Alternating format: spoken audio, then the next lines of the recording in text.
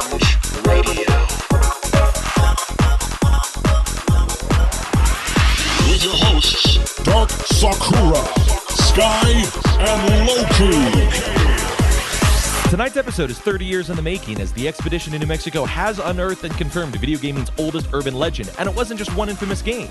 We'll explain why a certain alienated game is so memorable this week on the show, where every gamer has a voice. Orange Lounge Radio. Hello, my friends out there on the internet, and welcome back to another week of the show where every gamer has a voice. It is Orange Lounge Radio, episode number 550 for this April the 27th of 2014. Let's talk about video games over the next few hours and what's going on in gaming life and so on. My name is Rob Roberts. Joining me, as always, say hello to the one and only Dark Sakura, or Jamie Summers. You completely ignored me balancing an empty cup on my forehead for 10 minutes. I did, because I was so focused on, making sure I didn't miss Bobby's call and the other stuff that's going on here personally. What could be more important than me balancing a cup on my forehead? I did preserve it for eternity on my Facebook. I was going to say, I saw you taking a picture, so I know I can look it up anytime I want, that yes, you balanced a cup on your forehead. Here's the question. Was it full? No. Well, that's not talent. I could do it right now. Don't spill the coffee. Don't spill the coffee. That shit's valuable. How you doing? How was your week? I was okay. Yeah, it was okay? I was Danless most of the week, so it was all right. Oh. But you have Dan. Well, I mean, you don't have him right this minute, but you will I'll when have you go him home. soon. Soonish. Sooner than anticipated. So Dark Whoa. Sakura tonight is wearing a shirt, and on her shirt it says no with a period. I think it's important to say it's no period. Like, that is the full sentence. Well, what if I said yes? No. What are you saying no to? No. Everything? No. I don't know. No, this is my shirt of non-consent. The answer is always no. I see. Well, what if I'm going to give you $500? Oh, you said no. She just put her hand over it. I turned upside down where it says on. All right. What if I asked, do you refuse my consent? No? Okay, cool. There he is. His mic's always on. Say hello to Techmaster Loki, It's everybody. not always Hi. on. How you doing? Pretty good. And, of course, the listeners at home love to play along with the What is Loki Eating Tonight game. And so what did Loki bring to the show tonight? It was a last-minute McDonald's. I tried to go to Togo's. I was going to eat, because on the way here, I'm like, oh, damn, Togo's. I love Togo's. Yeah. Sandwich place, if you're not familiar with, it's a local chain, I think. Which here. actually, they're owned by the same people that own like Baskin Robbins and Dunkin' Donuts, but for some reason they're only in California. Yeah, it's weird. Yeah. But it's a really good sandwich place, and so I'm like, okay, cool, I'm going to go there. They close at 5.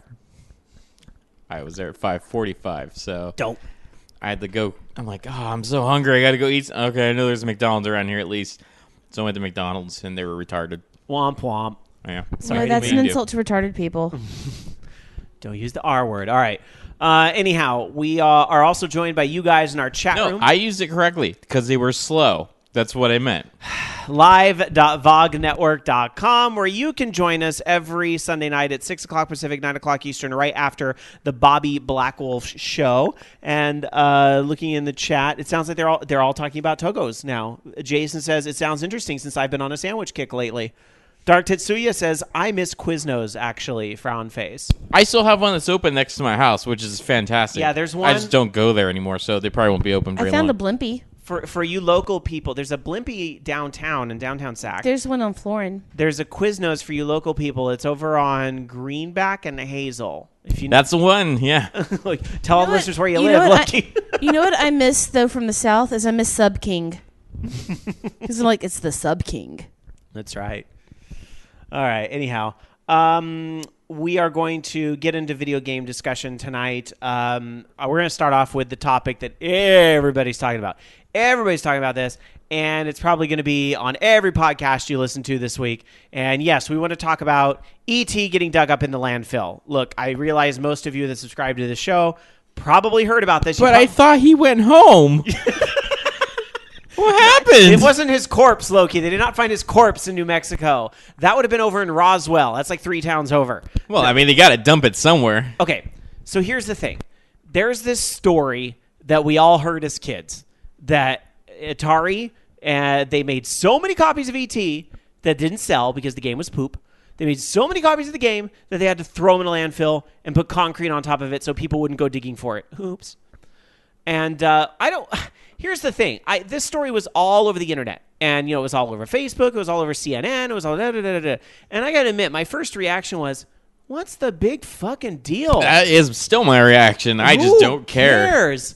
I can go to the flea market and find ratty old copies of E.T. for 50 cents. Who the F cares? But I was thinking about it more and more, and I was like, all right, well, I do remember hearing this stuff when I was a kid. Like, this was the stuff of legend. But I don't think this was ever really... Like, urban legends usually aren't true. And there was many press reports in the mid-'80s that, Atari did so crappy and had so many cartridges. They printed more copies of E.T. than there were actual Atari 2600 systems. I mean, poor management decisions are not something new to the gaming industry. I mean, I know they're around now, but they were around 30 years ago too. And if you don't know why, here's why E.T. was so horrible. They didn't set out to make a bad game. In fact, the guy who did it, because back in the Atari 2600 days, one guy made a game, maybe two. Like, it'd be, or, a girl could make a game too. I'm just saying. One guy made a game.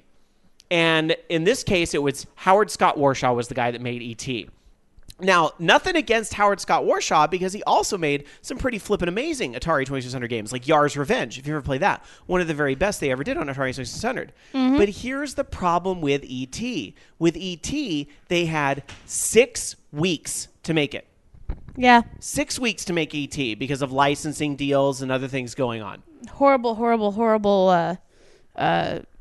short notice. Yes, exactly. And again, this is... Management couldn't get the licensing and da-da-da. It was just like, oh, well, we can just poop. Literally, we can crap out a video game and it'll be great and sell millions of copies. It'll sell copies. It'll sell Atari 2600 consoles and all this stuff. Is it the same reason why Pac-Man on the 2600 was garbage? Because it has to be a 4-bit cartridge to be on cost. It has to be 4 bits. We have to shove Pac-Man into 4 bits because that way it's cheaper and da-da-da-da-da. And, well, they made Pac-Man fit on 4 bits by drawing one ghost each frame. Well, as a discerning 4-year-old at the time playing Pac-Man, I didn't care. Right. But then you play Ms. Pac-Man, and you're like, why is this so much better? Like, this actually plays like the arcade game. Because it was an 8-bit cartridge. It was like double the size, so you were able to actually put the game in there. And says I was too busy playing Kangaroo. Yes. Kangaroo was a lot better. Kangaroo is the best Atari game. I don't care. So anyway, I totally digress. Despite the fact that this wasn't exactly like, I mean, it was never a fake story. We knew they did not sell this game. We knew they ditched them somewhere. They didn't throw them in an incinerator. They threw them in the ground because burning it wouldn't be safe for the environment. So they threw them on, which I guess throwing them in the ground isn't really much safer, but in the middle of nowhere, New Mexico, sorry to our friends in Alamogordo. I'm told Jason grew up there, actually. Our friend Jason, who was on the show a few months ago and is continuing in our intro and passphrase and all that, actually grew up in Alamogordo, but it is literally the middle of nowhere. So anyway, they threw them all on the ground, poured the concrete on top of it. The reason why they threw it on the ground. The reason why they poured the concrete on top of it was because kids were going out there and getting the copies. So, including the mayor of the city who admitted it. So here's the thing. It was never a lie. So that's why I was kind of like, well, what's the big effing deal? But we all thought it was when we were a kid. And to be real, none of us ever really saw the receipts. I think we have some of, not we as 35-year-olds, but we as 7-year-olds have this image of in our heads of, you find the door to Narnia in Alamogordo, and you go into the ground, and it's E.T. everywhere. I don't think, first off, I ever thought that because I had a copy of E.T. I was like, this is lame. But I don't know. It seems really, really dumb that you would even, think about going to steal a copy of E.T. or something. I mean, it's like free games in the ground. It's like, you get it and you bring it home and you're like, oh, well, that's why it's buried and here. don't forget about the re-release that they did of the game. You know about that, right? I know there was a ROM hack not that long ago where they replaced all of the guns with cell phones and. Oh yeah. I was making a bad joke. In our chat room over at live.vognetwork.com, I thought you were talking about the movie for a minute. Hitstun in our chat room says, plenty of good games are still being coded by one person. Just look at Ludum Dare this weekend. Yeah, there are, especially in the indie scene, there's a lot of games still made by one person. But you're right, Hitstun. I should have qualified that comment. The big budget titles are usually, these huge teams of many, many people. And back in the day, E.T. was a big budget title because of what was riding on it. But it was still made by just one person. Let's see. Also in our chat room, Dark Tetsuya says, I know there was a ROM hack out there based on Ms. Pac-Man's engine for the original Pac-Man, which was actually good. Well, yeah, because the guy who coded the original Pac-Man game was like, I need more space. And they said, no, it would make it too expensive. So when they have the extra space, I'm sure the guy's just like, I told you so. You can do, look, there's the game. Now it looks right? So, let's see. That was my husband. That was Dan. A wild Dan approaches. Throw a Pokeball. Pester. And people wonder where I get that my line from. Right. Sup, bitches? All right. So anyway, going to our chat room as well over at live.vognetwork.com. Tiger Claw says the Angry Video Game Nerd movie is basically about the whole E.T. at a landfill. Yeah. Which was, I may say, yeah, go ahead. Actually a fun movie to watch because of how they did all the effects in it.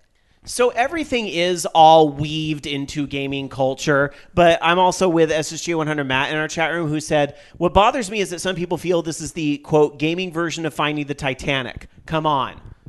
Yeah, because people died on the Titanic. Nobody died in the making of E.T. They didn't talk about the bodies of old Atari executives that are buried in there and as the broken fingers of programmers that were replaced with cybernetic parts. Mm-hmm, mm-hmm. So, I mean, there it is. They dug it up. It's coming out. They got cartridges. They found more than just E.T. in there. That was the part I was like, oh, okay, I didn't know that. They had a bunch of other stuff in there too, like Centipede, which I don't think was necessarily a poor seller. They show a copy of that. Now, I believe from what I was reading, they could have been throwing away like defective carts or something in there as well. I mean, I had always heard there were the prototypes down there. Yeah, but that's going to be literally finding a needle in a haystack. There's, again, I don't know what story to believe, but supposedly 14 truckloads. Imagine the trucks on the freeway, 14 of them full of cartridges. You're literally finding a needle in the haystack at that point. So, I don't think they're ever going to find necessarily the prototypes and, besides what they've already found. But it's interesting to me, this whole fact that they're making a movie out of it, which actually I don't think the movie is necessarily about the landfill only. I would bet the movie is about the rise and fall of Atari, and maybe we're going to hear about why E.T. was a failure. I think the movie stands to be pretty good. We'll see, but it's all an Xbox thing. It's like it's going to be part of Microsoft's little movies on demand thing, and they'll, I'm sure they're trying to start building their network and everything, and so the movie's going to be on that. But here's what gets me. This so gets me. Irritated. Okay, so Microsoft clearly has a boner for this whole Atari 2600 landfill story and all this stuff, right? Yet Microsoft Game Room pulled off life support after 9 months before E.T. is playable on it. Explain that to me, Microsoft. Explain that to me. Why is your retro tickle bone enough that you're going to pay all this money for a movie that may or may not work, but you won't keep a small team of people there to help keep Game Room afloat? I don't get it. Of course, those of you that have been listening to OLR for a while now know that I was really peeved at the early closure of Game Room because I loved the idea of, thousands of games being available on this thing. I liked that they were doing a little more than Virtual Console, where you had the replays of high scores. You had the stuff where you could even play some of it over the internet and all that. Like, it took some of the ideas of Virtual Console and took it to the next level. The reason why I liked Game Room so much is I was hoping it would be a little competition for Nintendo to really improve their Virtual Console service, but didn't work out that way. Well, originally when they were talking before Game Room even came out, it was supposed to be like some sort of almost like avatar version of PlayStation Home, where you would be walking around your little avatar and have like your arcade and stuff all set up and cool stuff like that. Yeah, even though it didn't really work out that way, but still, it was better than nothing. It was the beginning of something that could have been better through patches and improvements. I mean, imagine it on Xbox One. It could have even been something else. Let's see. Going to our chat room again at live.vognetwork.com. Dungeon Buster says, E.T. wasn't even a huge contributor. They actually made something like a small profit percentage during the crash, if I recall correctly. the video game crash alone was not solely E.T. The video game crash happened because E.T., Pac-Man, and games like it, these huge budget games that they were making way more than they were actually selling, and the marketplace became flooded. This is why when Nintendo showed up in America, there was that whole Nintendo seal of quality, and there's that rule you've probably heard of about that third-party Nintendo game makers were limited to 3 games a year. That whole rule existed to prevent what happened to the 2600 from happening all over again. Because what happened is because anybody could make an Atari 2600 game, they were literally cranking out shit. And it was a lot of commercial shit. Like, wasn't there like a Purina dog chow game and like all this? Like, there was some really bad stuff on the 2600, especially during the end of its life. And they're trying to charge all this money for it, and it just bins and bins full of cartridges nobody wanted. So that's why Nintendo tried to take that different approach, where they really tried to control what was going to flow out in the market. And love it or hate it, it worked. So, and now the game industry is where it's at today. And now gaming is such a part of our culture because many of us grew up on the Atari 2600, the Nintendo, and so on and so on. So where's the landfill with all those Tony Hawk, ride controllers? And all the Guitar Hero, Band Hero. Band Hero. No, Rock Revolution. Those landfills are called Dollar Tree, I believe. No, they're called Dimple. Oh, man. If there's ever Rock Revolution at a Dollar Tree, I'm taking that thing. I don't care what system it's for. I think I saw a copy of Rock Revolution for 48 cents at a GameStop, actually. It was just the game, though, no peripherals. And I was like, that shelf space is worth more than 48 cents. You really need to you need to throw that in the landfill. All right. Anyhow, we're going to talk more about the whole ET in a landfill and gaming urban legends a little later on when we get into our Fugal question of the week. But for now, let's talk about what games, modern games, we've been playing this week and the types of video games we've been playing before we throw them away this week. Dark Sakura, how was your gaming week? Sorry, it was allergy-rific, apparently. I did start playing Bravely Default, which thank you for my birthday present, Mr. Rab. And I been playing a crap load of Animal Crossing. I finally have every song in Animal Crossing. I have blue violets and I have a shitload of blue roses. So really, if anyone needs any rose of any color except gold, I'm going to be turning off my city ordinance so that I can get gold roses next and then grow a shit ton of them.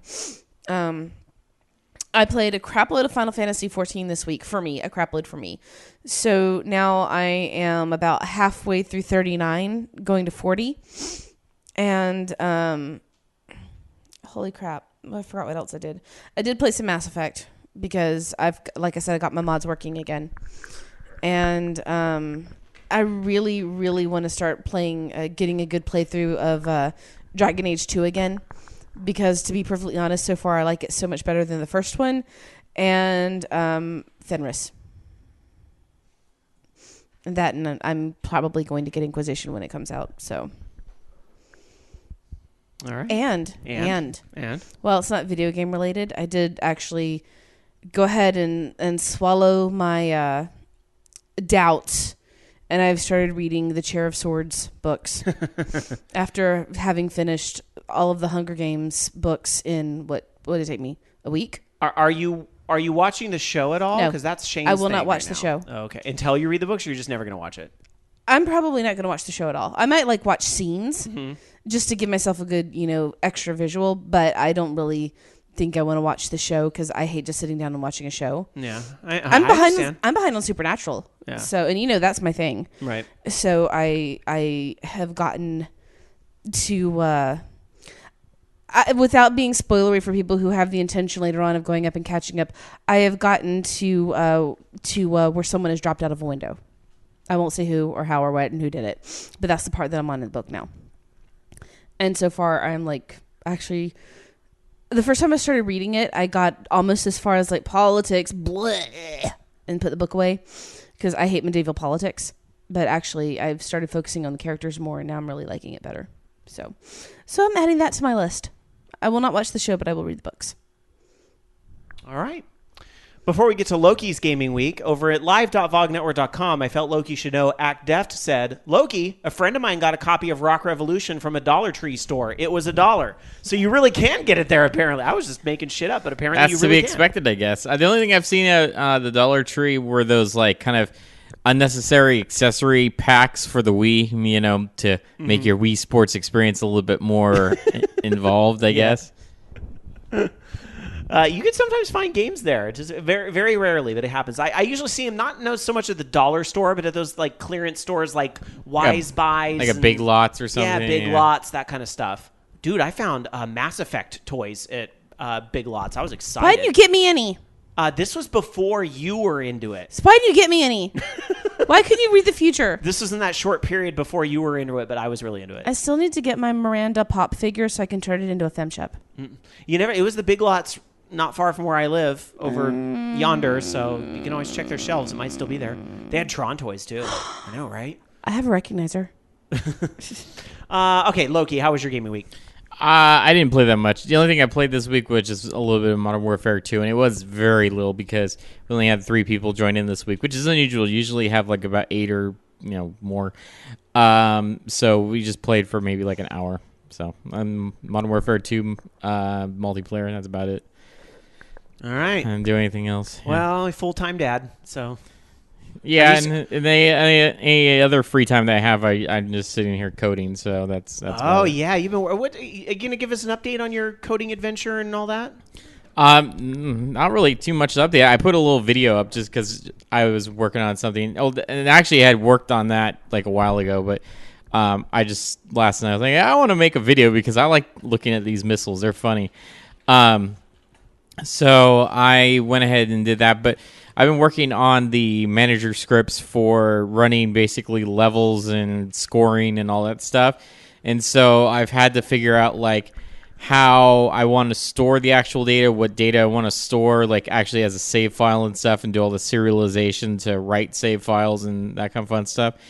And then figure out, how I want it. I'm trying to think of it in a way that I can do it so that it's, flexible enough for what I want to do with everything. It sounds very vague, and I can't really go into detail on stuff, but I'm doing all the boring stuff now so I can get to the fun stuff later, basically. All right. All the coding stuff out of the way so I can make the assets. I can't wait to play. So how much longer? When do I get to play? When do I get to play? Do you have an estimated release date? God, no. See, originally I wanted to have like a 1-level demo thing done by the end of this month, but actually it was going to be done by the end of the last month, and then it's just not going to happen because it's a lot more complicated than you think about a lot of these things. So no, I don't have any estimates of when anything playable is going to be ready to go. Hopefully sooner than later. It'll be done when it's done. It'll be done when it's done, but I will at some point make like a 1-level playable thing that you work on the Blizzard time frame of soon. It's also like how much time do I have to actually code? Because some days I have 0 time, and some days I have like a couple hours, and some days I have a lot longer than that. It's all about the baby and whether he takes his naps. Fair enough. Understand. Being a full-time dad is an important job. All right. I'm going to talk about my gaming week. And actually, this week, I have a variety of new games to talk about. I'm going to talk about 3 games.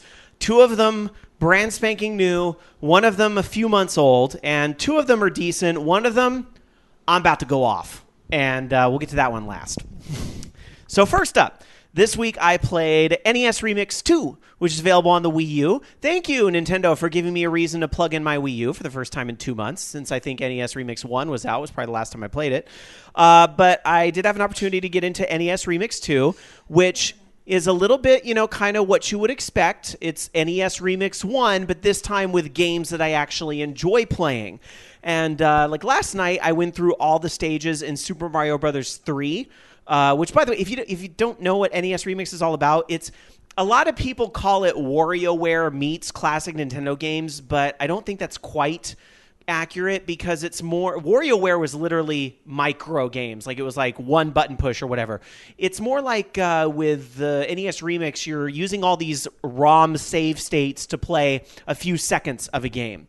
And you have the classic games, which would have, anywhere between like 5 to 20 stages in them. And then you have the remix level, which will have like really interesting mishmatches of games. For example, there was one where you're having to beat one of the bosses in Kirby, but there's a big boo from Mario Brothers out on the screen. So every time you look away, the boo gets closer to eating you. So you have to kind of be able to look both ways. It was kind of a neat little spin on it. Another one, which I thought was awesome, was that it had the Princess Peach from Super Mario Brothers 2 playable in Super Mario Brothers 3. And you have to play a stage as Princess Peach in Mario 3. That kind of shit's really cool, and that's like my favorite parts of NES Remix is when it's like, oh my god, why can't like this be a thing in Virtual Console games? Like, oh my god, this is fun. Like, I'm playing the princess in Mario 3. Worlds collide. It's crazy.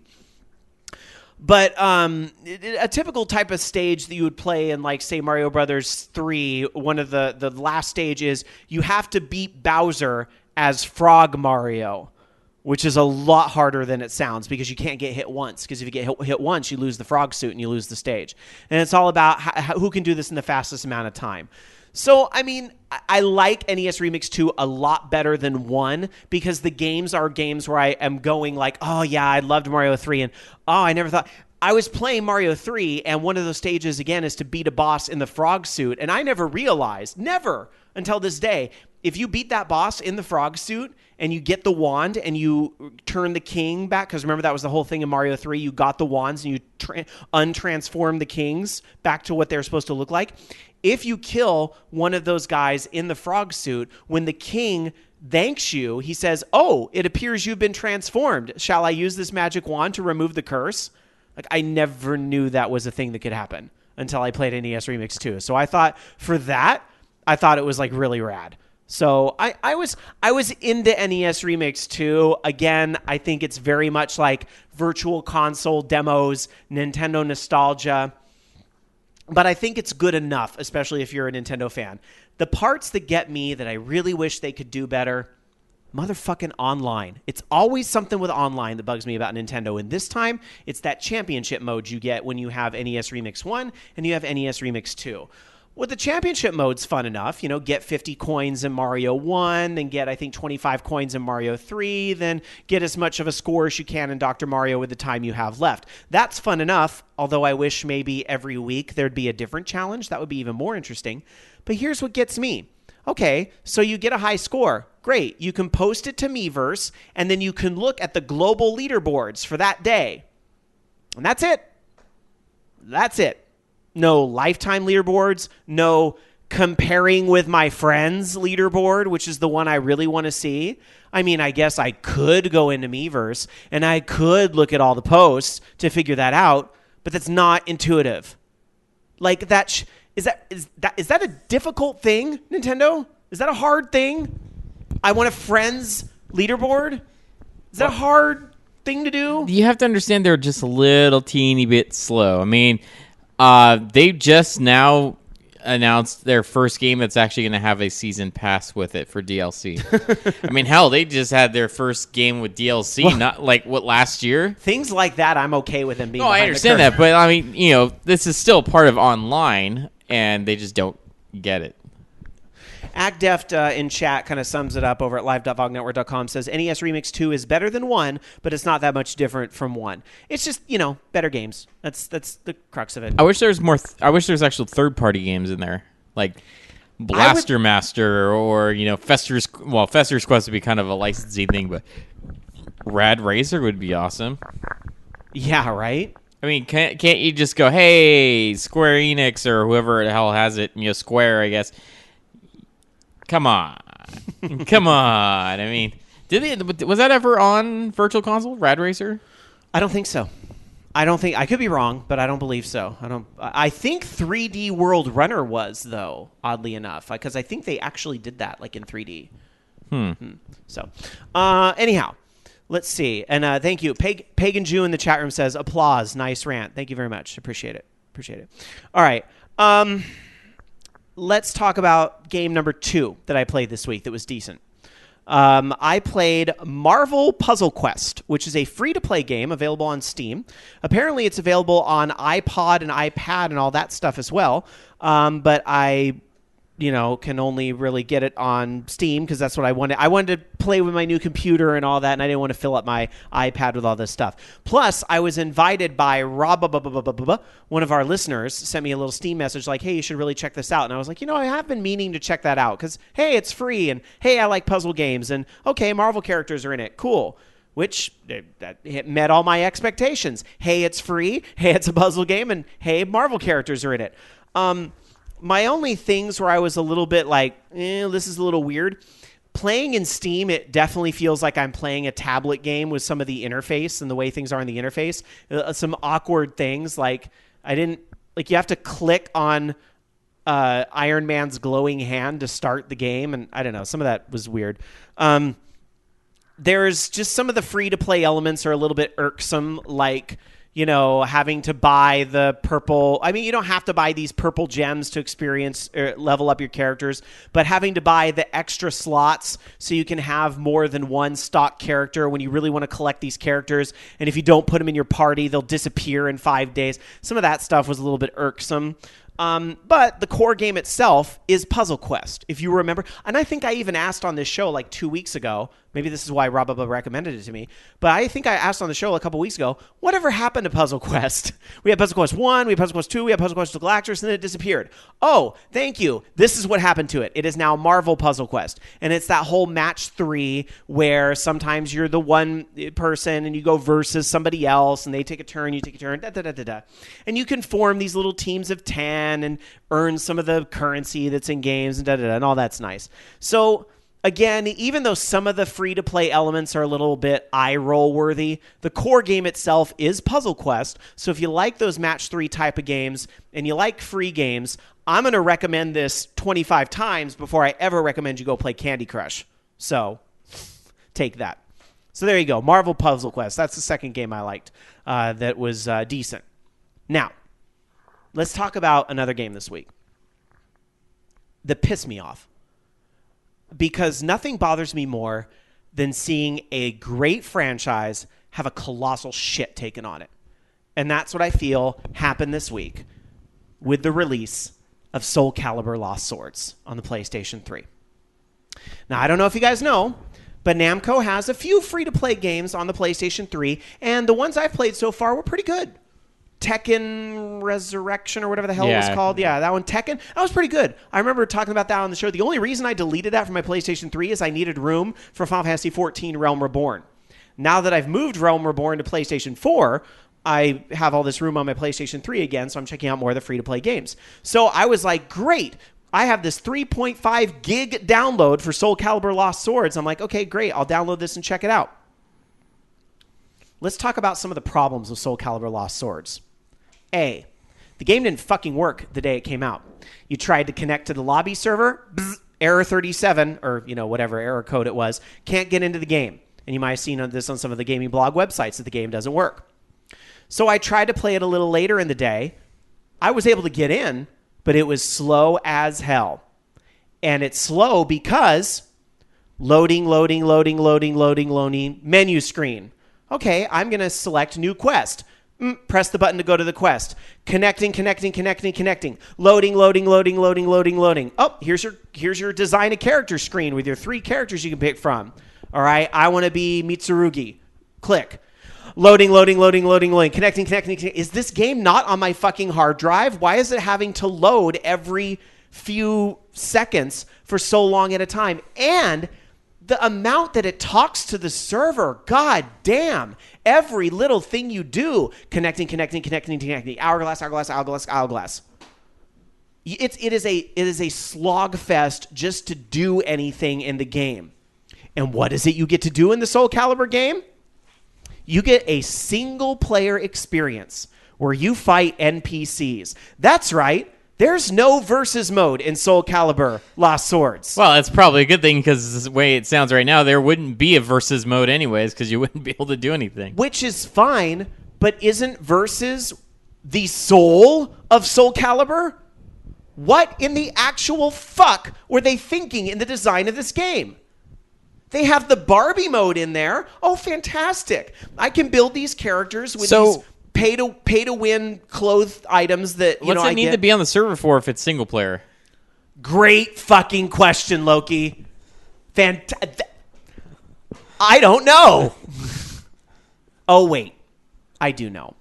Because in lieu of there being a versus player mode, what happens is that you can have your little team of people, and every time you go into a match, you get 3 random people, and you can select one of them to be on your team. And when you fill up a meter, you can press L1 to use that person for 5 seconds. So it's like a little tag team fighting game. It sounds really cool, right?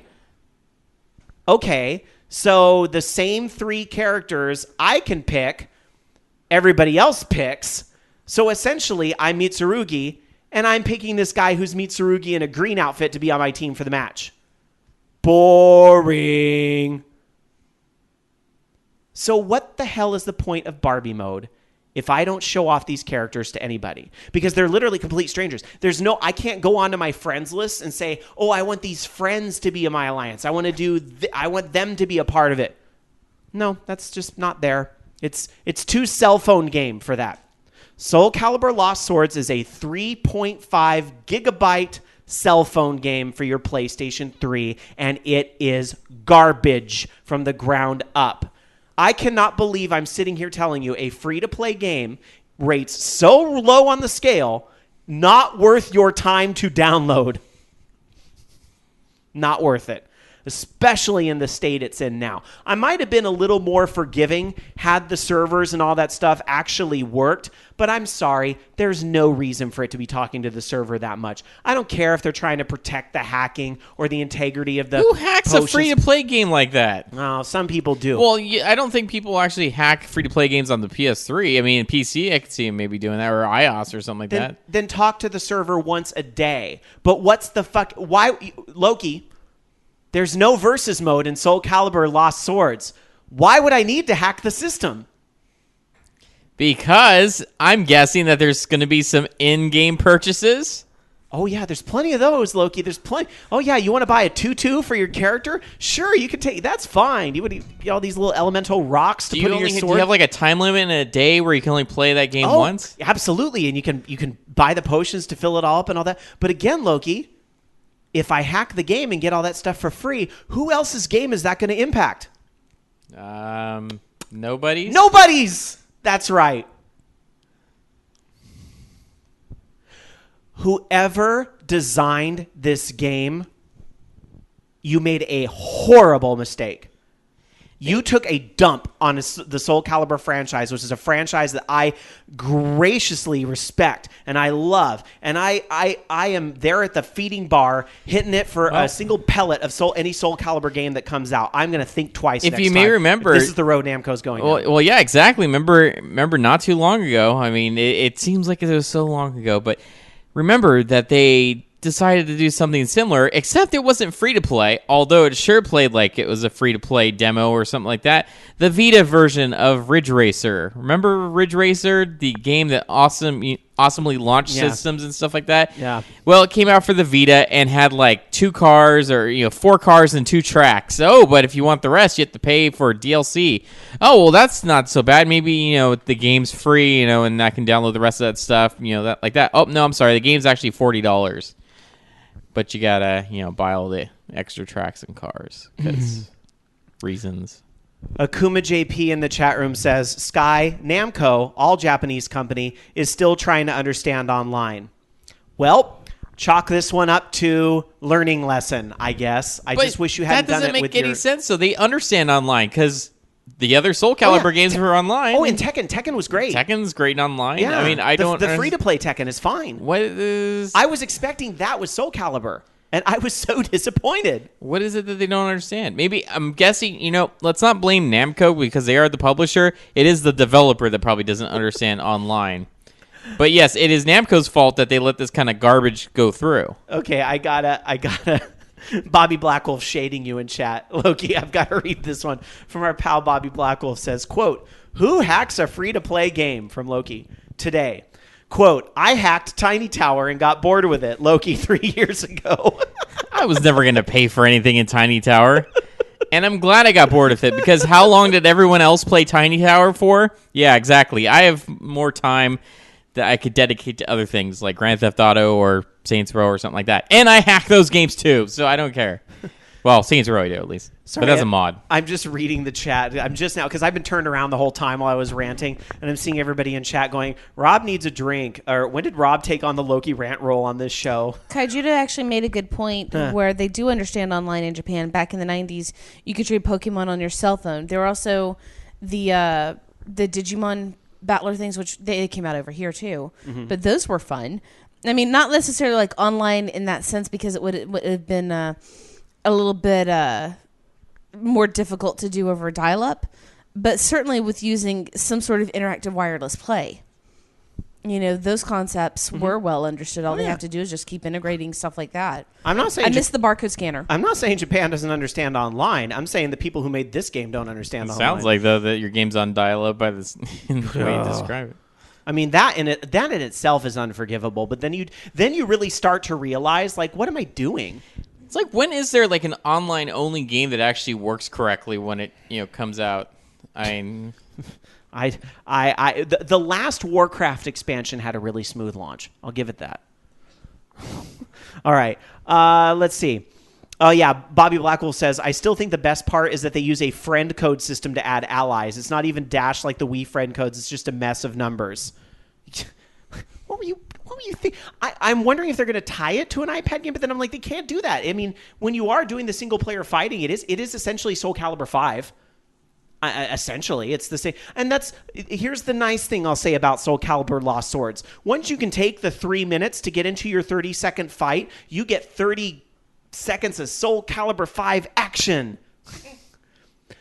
with Soul Calibur 5 music. But I'm going to go with Tiger Claw in the chat room, who says, I still have Soul Calibur 5, just haven't been playing it as much. And then what does he say? Something about you should just go play Soul Calibur 5. Oh, yeah. Why not bring out your copy of Soul Calibur 5 and play that instead? It has online. My thoughts exactly.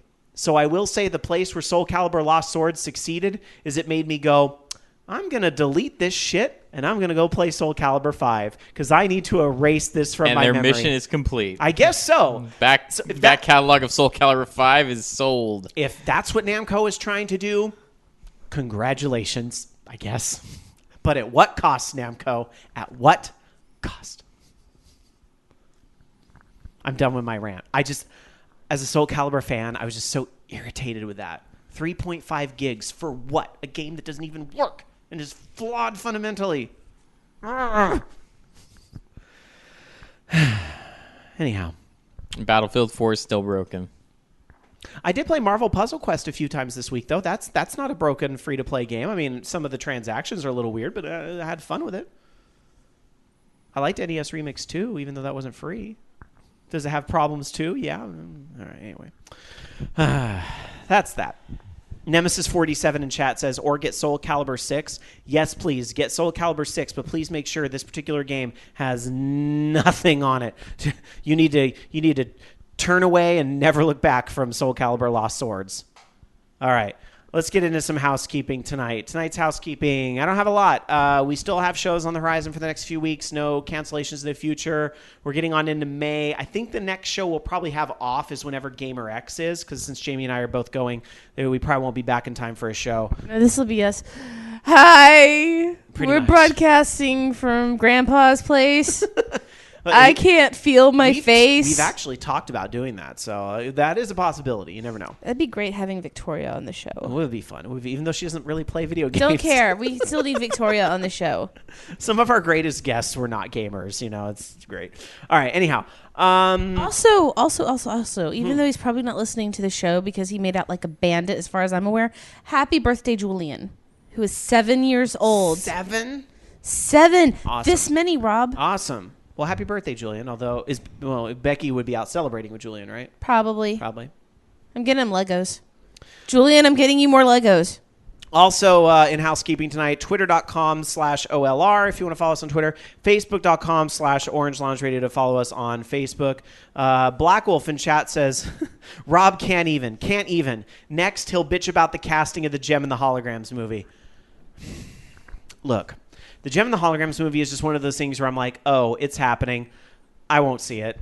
I hear it's truly outrageous. You just, There is a movie? Truly Yeah. outrageous. There just comes a point where you realize they're going to make movies out Rob, of everything you love You're from your gonna youth. see it. You know how I know this? You have Josie and the Pussycats. See, here, you jumped ahead because I was going to say, if the Gem and the Holograms movie is as awesomely good bad as Josie and the Pussycats is, and I mean good bad where Josie and the Pussycats was actually like a really bad movie, but it's so quotable and it's so over the top stupid.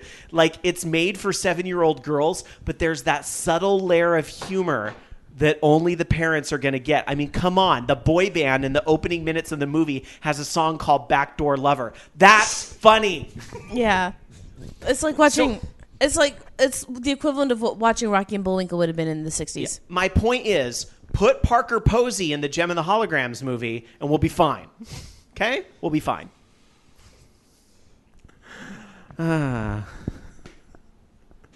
Honk if you love pussy cats. All right. Anyway, let's get into some I need gaming to watch that news. movie again, Rob. It's so good. It's so good. But don't get the DVD that's actually like the PG version. No. Because they cut out all the good joke. Get the PG-13 one. All right. Anyway, that's why that movie flopped, you know. It was rated PG-13, yet it was made for 7-year-old girls. Oops. So the only people that went and saw it were people like me. Anyway. Let's get to some actual video game news. Maybe they'll make a video game to go with the Gem and the Holograms movie. Who knows? But in the meantime, we've got what's going on this week. Loki. We'll only give them 6 weeks to program it. Well, it'll be on bargain bin shelves at some point. GameStop, they have a ton of stores, and probably thanks to their acquisitions of, the EB Games and that kind of stuff. I mean, they've got a lot of stores, and it's not a really big surprise that they're setting up to close 120 of those stores. Probably because, they've done reductions of their stores, but there was literally GameStops, a couple, there was an EB and a GameStop in a mall or something like that. And now you have 2 GameStops there. We have a mall by us. There's a GameStop in the mall, and across the street there's a GameStop. So it's kind of redundant. But yeah, they're going to be not anymore, Loki. I know nobody in town actually goes to said mall anymore. Which, by the way, we're talking about Sunrise Mall. I know it. For you SAC locals, the hip and cool Sunrise Mall, the GameStop, they're closed. Go figure. Yeah, but you're right. I mean, there still are some malls in America where it's there's 2 GameStops in the mall. Yeah. So it's kind of ridiculous. I mean, they don't even serve pretzels. So I mean, why would you need 2 of them? So they're basically doing this GameStop 3.0 initiative. I didn't know there was a 2.0 initiative, so that must be new. I think the 2.0 initiative was them changing from the polos and slacks to gamer T-shirts and jeans. The 2.0 initiative was when they murdered Funko Land and buried its body in a landfill. That was part of 1.0. In New Mexico. Remember when Dan started for GameStop? He actually started a Funko Land. GameStop 3.0. It's basically this brand new thing that they're actually going to push more mobile. So, I guess the reselling of mobile phones and stuff like that's been really popular.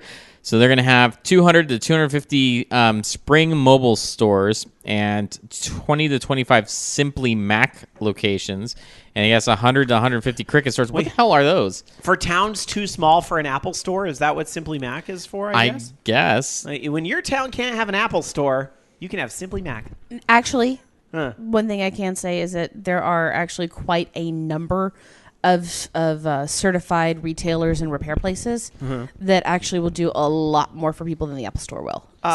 Best Buy is one of them, isn't it? Because certain Best Buys have Apple shops in them, but I mean, there's other places that are just on their own. So makes sense. Say, and of course, they do have 6,600 stores right now, so 120 is not a whole ton compared to that stuff, and I guess. I don't know. I'm just surprised that people buy mobile devices. I'm sorry to our listeners if you worked at one of those 120 stores, but, let's turn lemons into lemonade. Maybe there'll be another opportunity somewhere else. You burn their house down with combustible lemons. So, I don't know. I mean, I guess when they're that size, it's not surprising that they're going to be downsizing. But, hey, if...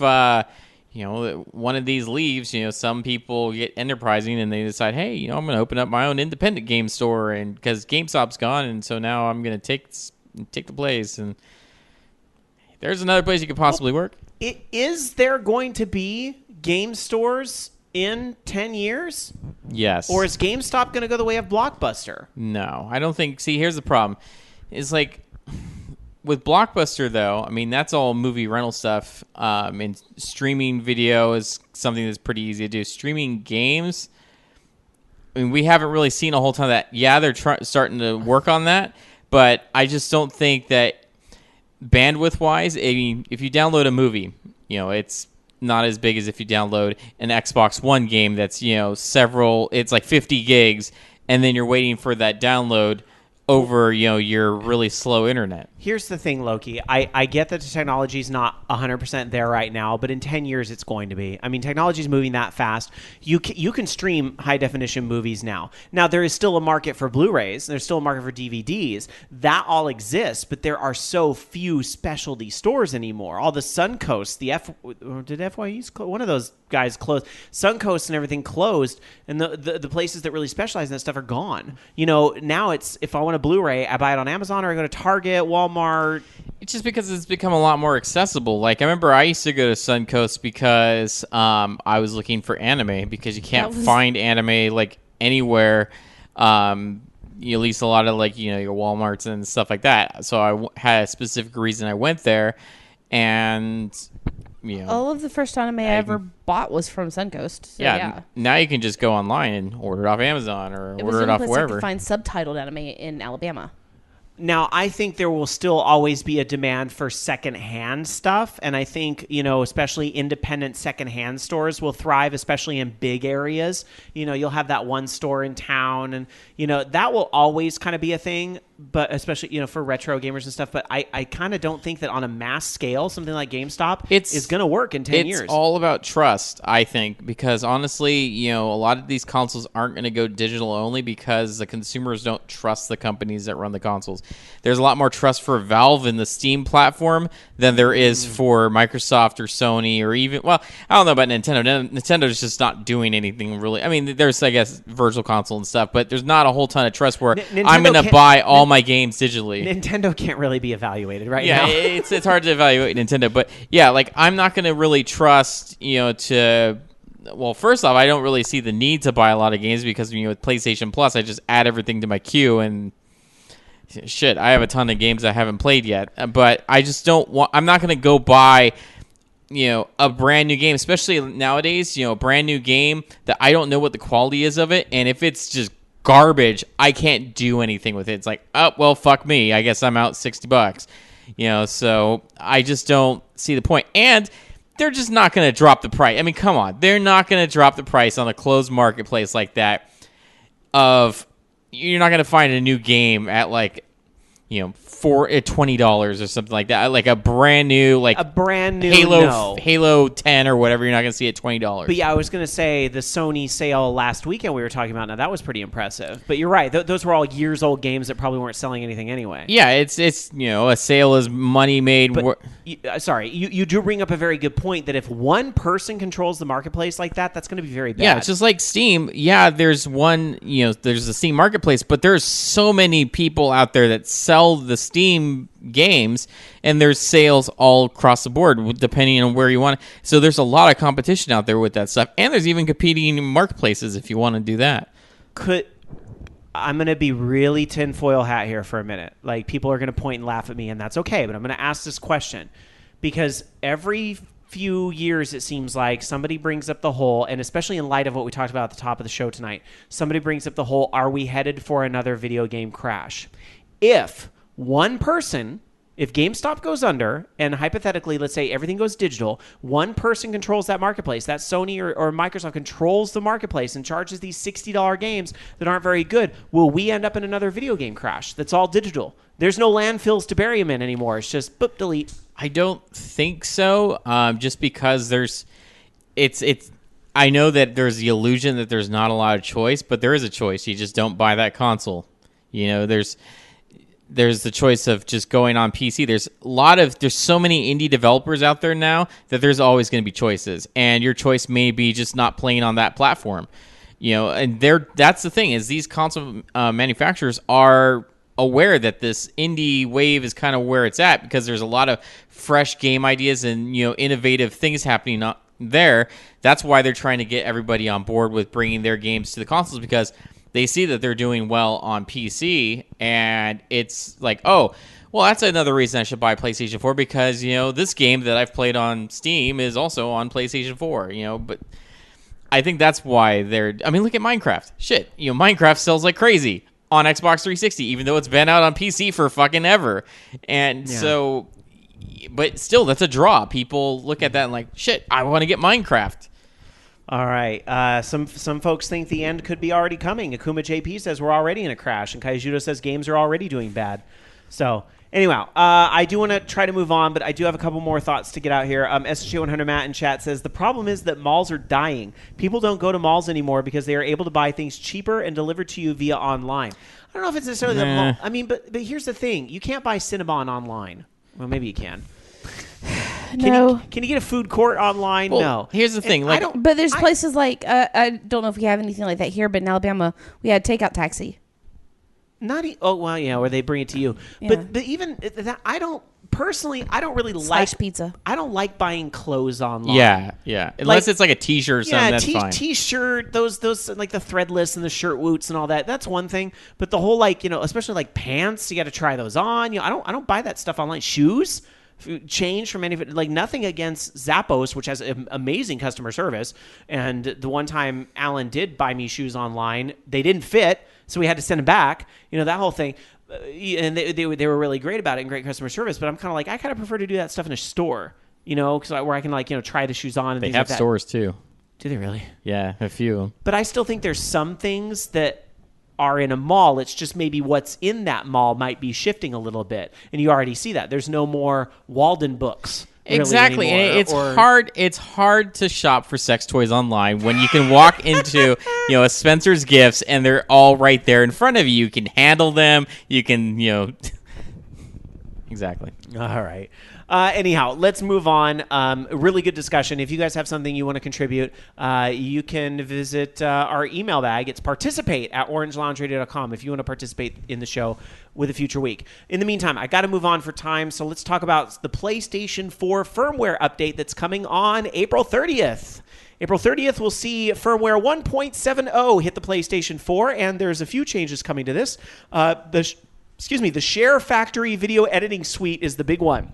Now, your recorded videos, you'll be able to do a little more complex Excuse me, I have the hiccups. Radio guy's biggest enemy. Share Factory will allow you to edit the videos that you are automatically taking when you play the PlayStation 4. It's a little more robust editing system, so that's going to be a great thing. The other thing that's pretty awesome, HDCP off. So meaning that if you do use an external capture card, you don't use the built-in streaming device, you use a capture card to either save the video for your YouTubes or whatever, you will be able to turn the HDCP or the copy protection off, at least with the games. I'm assuming for Blu-rays it will still be on, because that would be a little silly if they didn't turn that off. But with games, that will be off. That'll be good. And then also auto-downloading, where you can preload games that you've pre-ordered so they unlock right on the release day. That is coming as well. I thought that feature was already there, but I guess it wasn't. It was something that they started with Infamous, maybe. I think you could just download it on the day, but now they're talking about, depending on the manufacturer of the game, up to a week before or 3 days before. Well, in my head, I'm like, didn't they do that with Borderlands 2 on the PlayStation 3? They tried that with was it Grand Theft Auto 5, the digital version of that, and it got leaked out, and then people started digging through the files and stuff. But So they're going to try this again, and it's ultimately it's up to the person who makes the game how much of a window they want to give. But to charge you the $60 to have it ready to go on midnight the day it's out, I'm sure many companies will gladly do it. So there you go. Tiger Claw in chat says, will the PlayStation 4 update add 3D support? Not that I've heard. I've heard 3D Blu-ray not a priority to get enabled right now, because 3D's kind of going out as fast as it came in. So I don't know. Still kind of lame though. You'd want that support because you had it on your other console. Yeah, that's kind of bothersome. But you know what else I'd like to see support for would be playing the PlayStation 3 games. But that's just not going to be possible on the PlayStation 4 until the streaming thing happens. Yeah, until that happens. All right, Dark Sakura, what do you have for us? I have some interesting stuff. This actually has to do with a big argument that's been going on between different people. What's better, playing on the PC, playing on a console. The old debate. Well, right now, I think people are saying that they prefer PC more than their consoles, because right now there is quite a heavy overlap with players that are playing on both types of systems, and that the PC market is now overselling versus, selling better than the console market. That more people are getting games on consoles, especially with different MMOs and MOBA games and different things like that. And especially since we're seeing a lot more, top name titles coming out for PC and with consoles than we did in the past. There's not just the one or the other. Now it's you have your pick. For me, I play everything on PC. There's some things I prefer to play on console, but this news doesn't particularly surprise me because there are a lot of casual gamers who don't necessarily... I mean, almost every house has a PC, right? Almost every house. Even if you don't have kids or whatever, or you're older, you're not in the Gen X or lower generations or whatever, you still have a PC and you might be playing Bejeweled, or you're playing, Facebook games or SimCity or, casual things like that. This news doesn't surprise me if you really look at the big picture. And the other thing to consider is that, okay, you look at places like China, Korea, I don't even think they have any of the consoles we have here. China especially, I don't think has any of the stuff we have here. They do. They do international Asian releases. Do they? I thought I heard they do not allow the PlayStation 4s and stuff in that country. Not yet. Well, they just overrode that. Oh, it's like it's coming. But regardless, even if it is out there, it's a blip in the grand scheme of things. Let's not forget how freaking huge China is, right? It's a very large country, people. So, and they're PC for sure. So, if you consider all of that, it's not that the majority surprising. of its population not even being able to afford them anyway. Yeah. But, I mean, also consider this too. It's not just PC. We're getting a lot more gaming support for Mac. In fact, I was just browsing the App Store not too long ago, and I bought Kami. Borderlands 2 is available. BioShock Infinite is available. To be fair, it helped when they started making the computers out of the similar parts. I mean, that's the whole reason why PlayStation 4 doesn't play PlayStation 3 games. Different parts. But, ever since they started making apples out of, Intel, it's a little easier to do that stuff. Well, also, there's starting to be quite a bit more support for Linux, especially since Linux handles, for the most part, it's set to, as long as you can find the support for your card, it will handle 3D actually a lot more smoothly than a PC will. I mean, the majority of rendering applications will actually run better in Linux than it will on anything else. Mm-hmm. So... Akuma JP says, trust me, lots of Chinese users. A lot play copies, apparently. Yeah, piracy's huge in those countries. And Dungeon Buster says, China will allow official console sales in the Shanghai Special Trade Zone.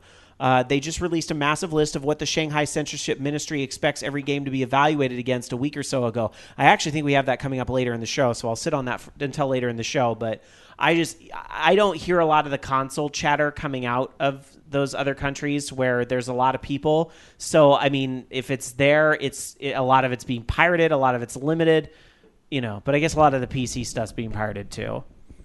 Mm. But again, I think there's a much bigger scope to consider than your house. I don't think what Jamie's saying, though, in this story and this whole thing, I don't think this means necessarily bad news for consoles. I don't think so. I think there'll always be a market for the dedicated game console. But, just might be if you see a lot of big projects going to PC, it's because there's a lot of people there. Just having dealt with, trying to play multiplayer games sometimes on PC, sometimes it is better just to have a console. It's a lot easier just to... Hey, let's play multiplayer instead of, okay, I got to open this port. Shit, that didn't work. I've never had to do that on a PC. Never. Well, lucky you, but I have. With my firewalls intact. Yeah, I'm trying to think. You're not playing the same games we are then, because I've had to do all that shit too. In fact, the only times I've ever had to open ports were on my Dreamcast for playing Quake. All right. Anyhow, let's move on with some more news. Loki. All right, so Unreal 4 is going to be adding support for the brand new Xbox One and PlayStation 4. with their update to 4.1. And of course, along with that, if you wish to develop games for it, remember they announced that they're going to be dropping the price to $19 a month plus 5% gross revenue with for anything. So if you want to get into developing for Unreal, you can actually do that pretty cheap. And of course, with that, now they support PC, Mac, Steam OS, Linux, iOS, Android, Oculus Rift, and Project Morpheus on top of the current gen consoles. Are you excited to program for this someday? I've tried messing with Unreal, the Unreal Engine stuff, and I don't understand it. Like, they have like an editor for Goat Simulator that comes with the game that you can make your own levels and stuff, and I just kind of was confused with it. I'm sure if I sat down and messed around with it, it looks like it might be easy, but I just didn't know my way around the interfaces and stuff. So, but I hear there is something that you can use that's pretty self-explanatory as far as an editor, kind of like Unity and stuff. But I just haven't messed with it. Okay. Well, moving on to a game that I don't believe was made in Unity, but nevertheless, it is coming out soon. Plants vs. Zombies Garden Warfare. Hey, guess what? There's going to be, we love this word, microtransactions within the game, because there is in-game currency that you can get through regular play, and you can spend it on upgrade packs, and you get the extra content for the war zones. But, hey, you want to bypass all that? No problem. Just go into the little store and buy that in-game currency. That is all they're saying that you're going to be able to buy right now. So, hooray, the Facebook model invading yet another franchise. The way they described it sounded like Mass Effect 3's multiplayer, how you could do that. Ah, gotcha. I never bought. Doesn't mean it's still okay, but, I don't know. I did, but that was just like with leftover points after buying DLC. Like, I've got 20 points, I may as well just buy. Which is what they want you to do. Well, which is fine. I had leftovers anyway. I wasn't really out anything. I added it all up. It still would have been the cost of a DLC. I still never really like. I mean, as much as I am hardcore in the Mass Effect series and love all that stuff always kind of rubbed me a little. That's shaky ground. But here's the thing about the multiplayer of Mass Effect 3, and which I hope will hold true in this game as well, is you really didn't need to do any of that at all. Honestly, you didn't need to unlock anything. You could do just fine in the multiplayer with the basic stuff. I think, yeah, and if I remember correctly, I think this game, most of the stuff that you would unlock weren't necessarily... maybe some of it might be just like leveling like perks or something like that, so you can level, twice the XP or something, but I think that it was just costumes. Yeah. Well, at least you'll know that once you spend your money on the game, you can still give them more money, if you want. There you go. Dark Soccer, before we get to release dates. Oh, yeah, I do have another thing. This is actually about Hearthstone. Well, there is the new expansion coming out, The Curse of Naxxramas, which was actually one of my favorite places to go run around in Wowville. But basically, you get certain mechanics that when you die, you actually get certain effects that happen. One of them is a death rattle that activates when certain creatures are killed.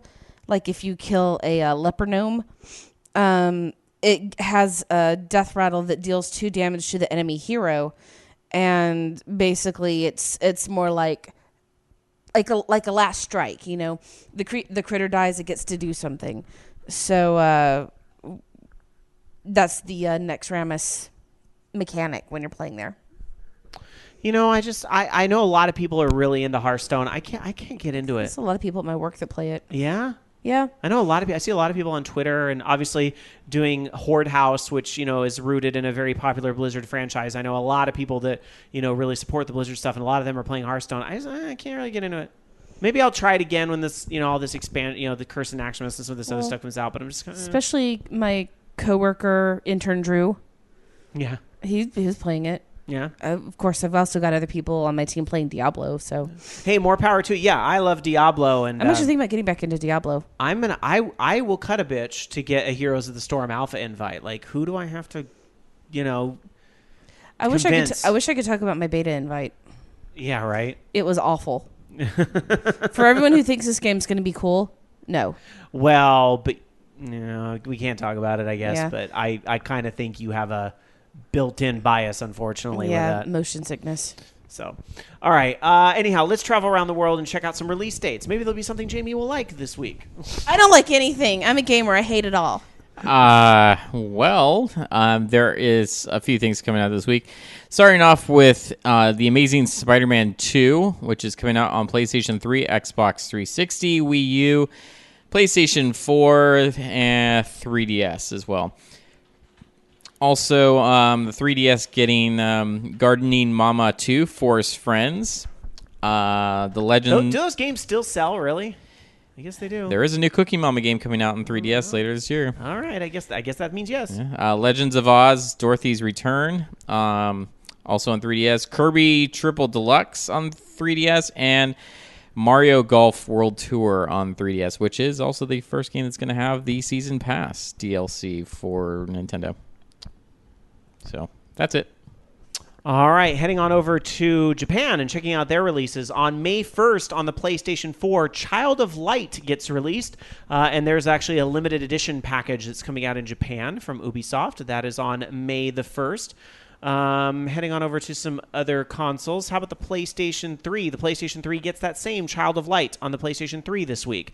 Otherwise, I think we're coming up on Gold Week, so I think some stuff's going to slow down there in Japan because I don't see a lot of stuff. Sorry, I don't see a lot of stuff in Japan until like middle of May.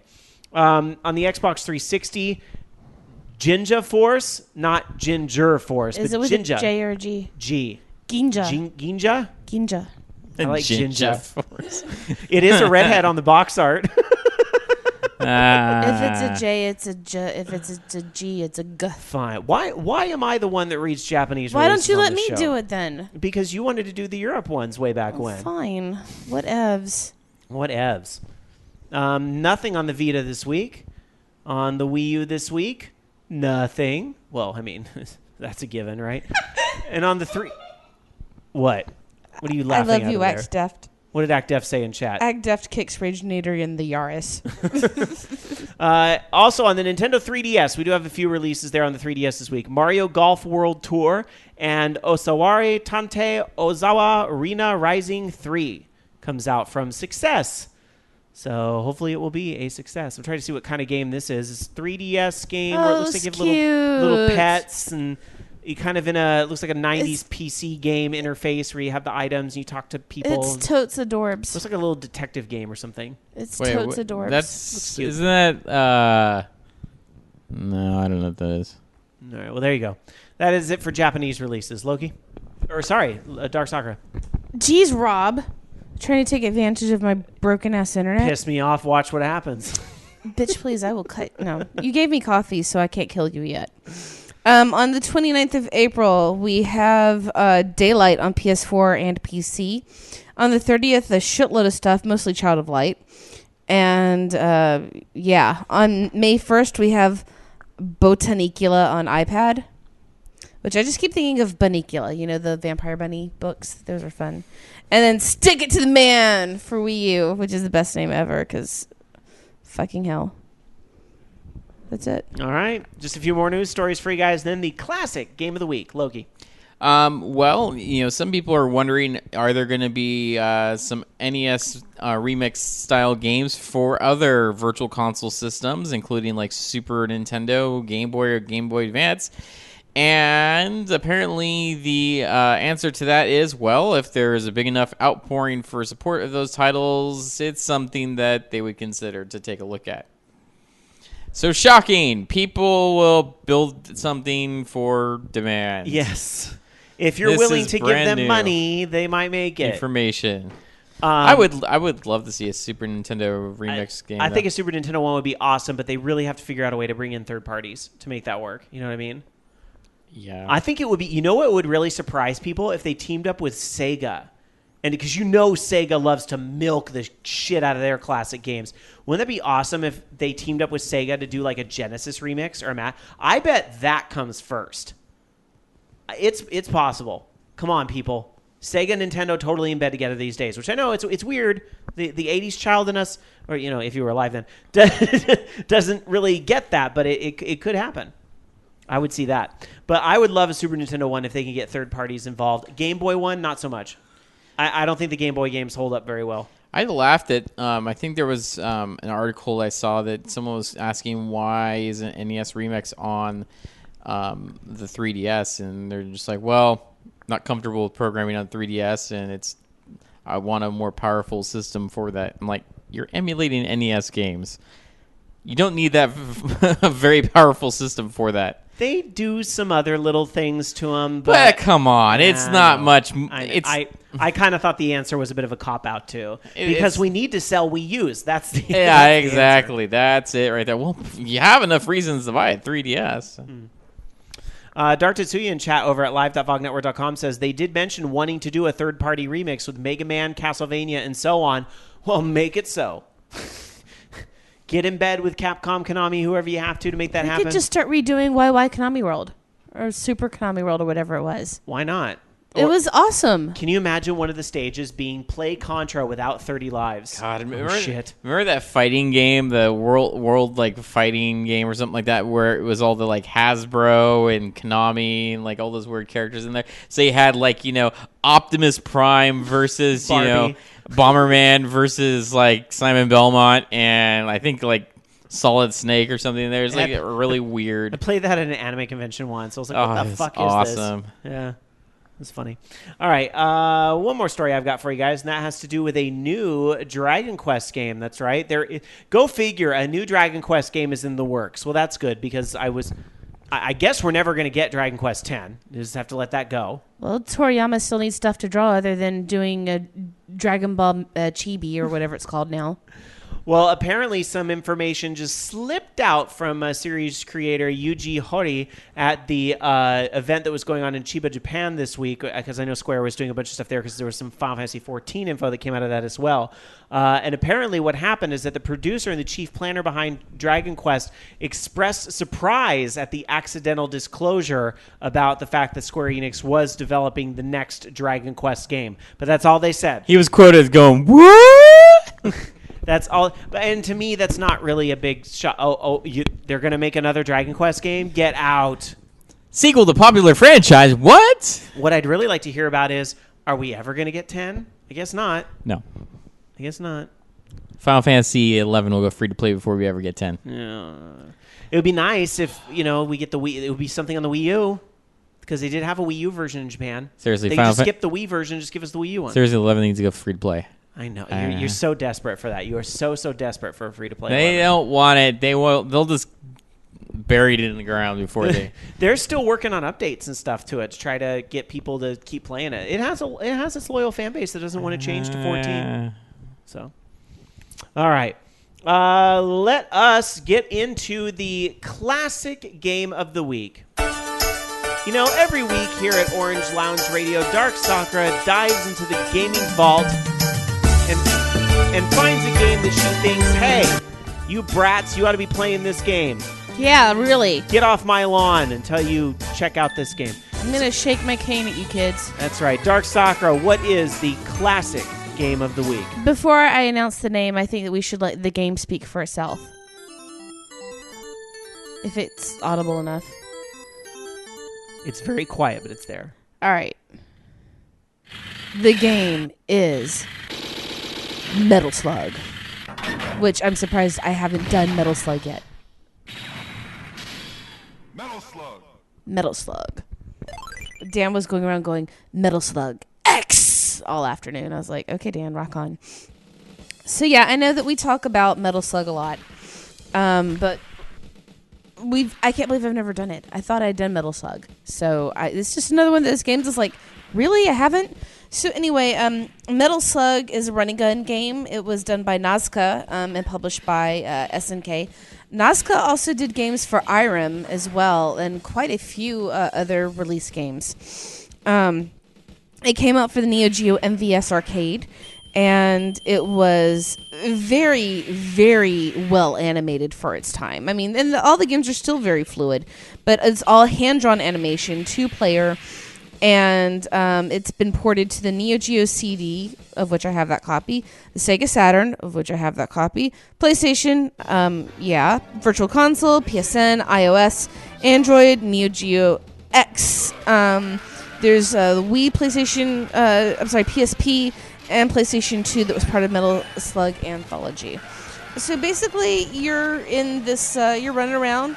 You can get heavy machine gun or rocket launcher by rescuing POWs, and you have a boss at each end of the level.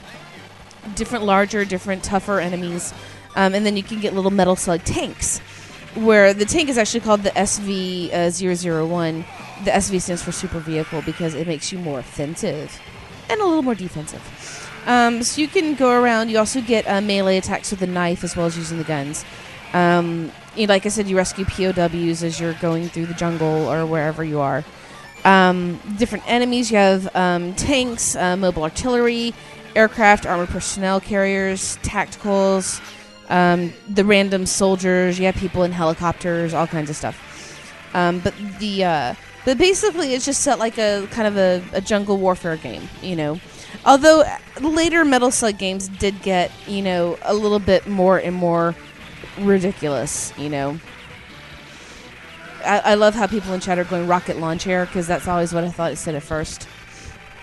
But as far as the different ports, we had MVS and AES versions, which I would still love to get my hands on an AES one. I haven't found one yet. There's the Neo Geo CD version that had Combat School that lets you revisit different levels but with different mission objectives. Sega Saturn and PlayStation versions came out in Japan. The Saturn version had two versions of it. Sega Saturn had the 1.002 and 1.005 that had bug fixes. And PlayStation was distributed by SNK Playmore as a re-release version. They both had the Combat School, and PlayStation had one called Another Story that had different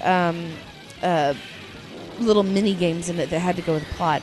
Metal Slug Anthology came out in 2006, which in Japan was called Metal Slug Complete for Wii, PS2, and PSP.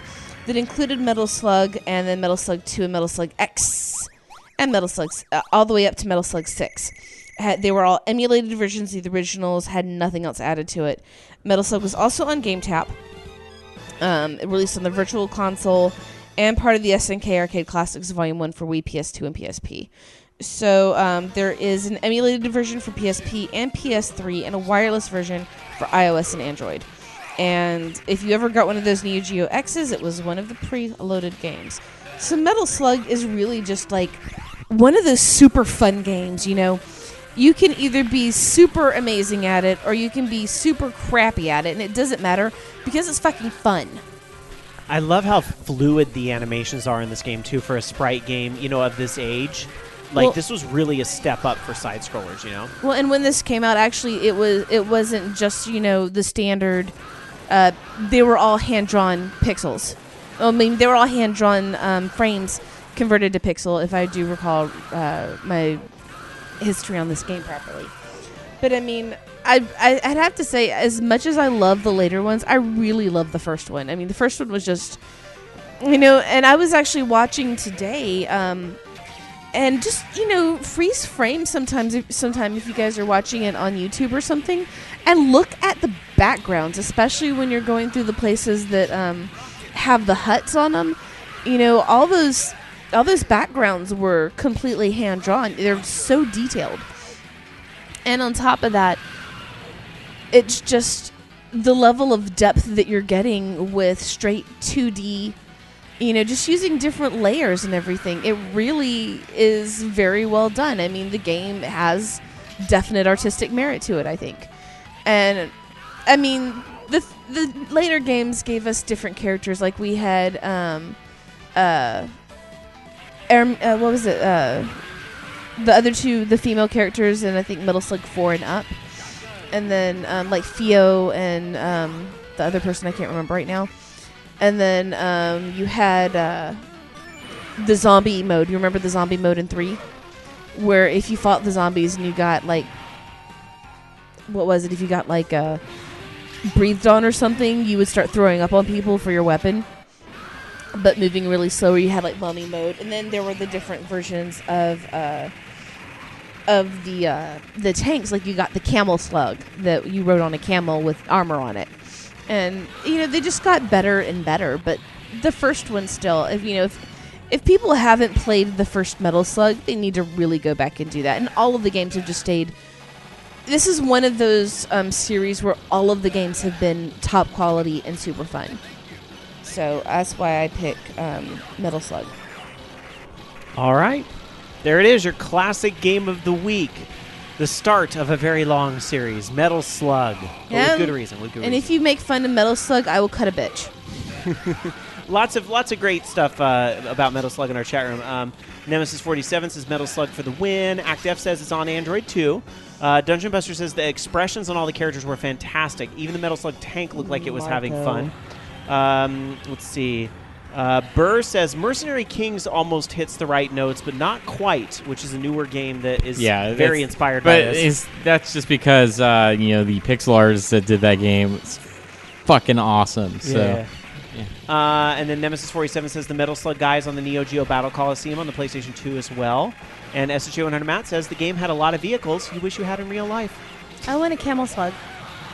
I was thinking about armoring Midna, and then I could have Cat Slug. I've seen someone recreate that the vehicle in Lego, and that was awesome. Nice. That sounds awesome. Nice. That would be one of those kits I'd want to buy. Those Kuso kits. Mm-hmm. Yeah, awesome. All right, guys, we are going to. I love that it's called Kuso because you know what that means. Shit. We are going to take a break, and when we come back, there is more Orange Lounge ready to come. We're going to touch on urban legends again, but not just landfills. We're going to talk about your urban legends in the Fugle question of the week tonight, and we do have some more news coming up as well. A lot of Minecraft news tonight, kind of randomly, and a new Theatrhythm game announced this week for the U.S. It's coming over here as well. Very exciting. We'll talk about all of that when we come back after this break with more of Orange Lounge Radio right after this.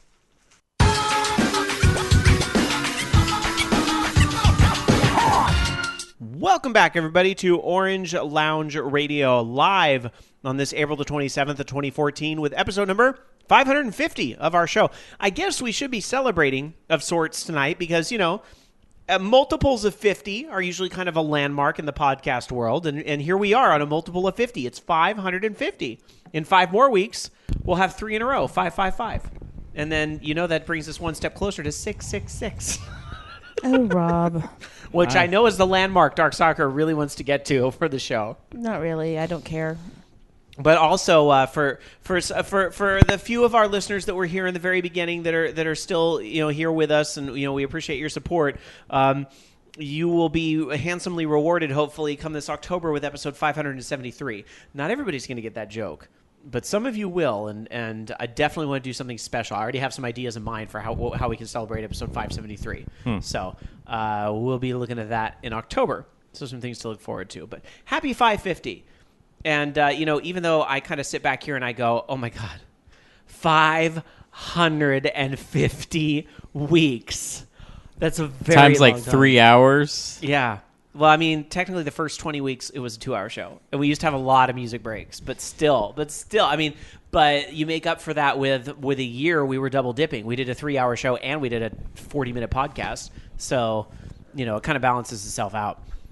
But yeah, oh my God, it's so crazy.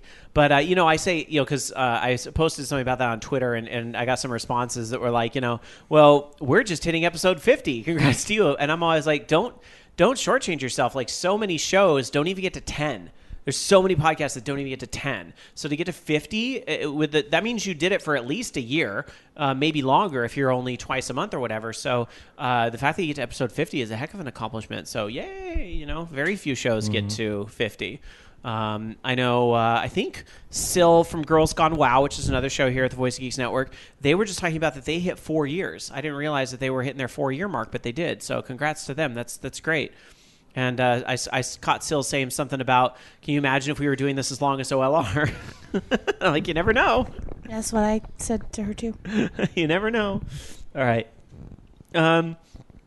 Let's see. Going to the chat room.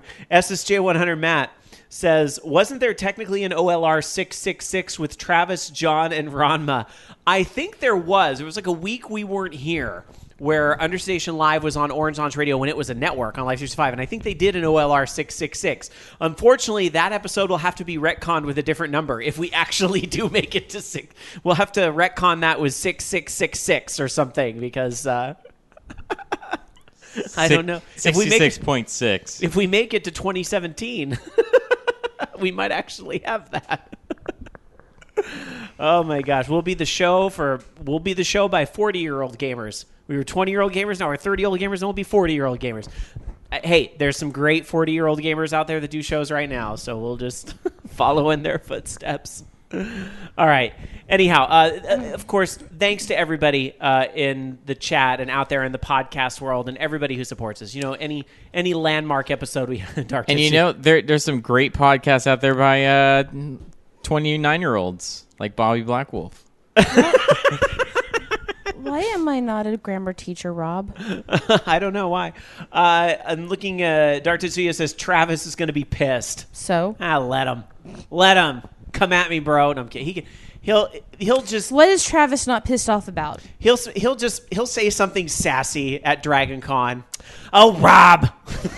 You know what? Damn it, Rob. That was my Gimmet voice. I guess Gimmet and Travis sound the same to me. I adore Travis. Mm-hmm. But he does get angry about a lot of things. Love you, Travis. Kiss, kiss. Anyway, where was I? Oh, yes. I was thanking the listeners before you guys got me poking fun at Travis. You guys, any landmark we have, we made it because you guys support us. I mean, plain and simple. You know, you're our motivation to do this every week. So just thank you. Tacos motivate me. Thank you want me to keep doing this, buy me tacos.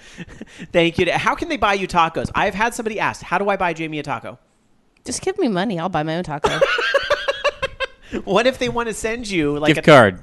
A gift card? Gift cards. Send me gift cards. Taco Bell gift cards? Or Pinkberry. Or Starbucks. They don't have tacos at Pinkberry. But I can eat chocolate hazelnut and imagine tacos.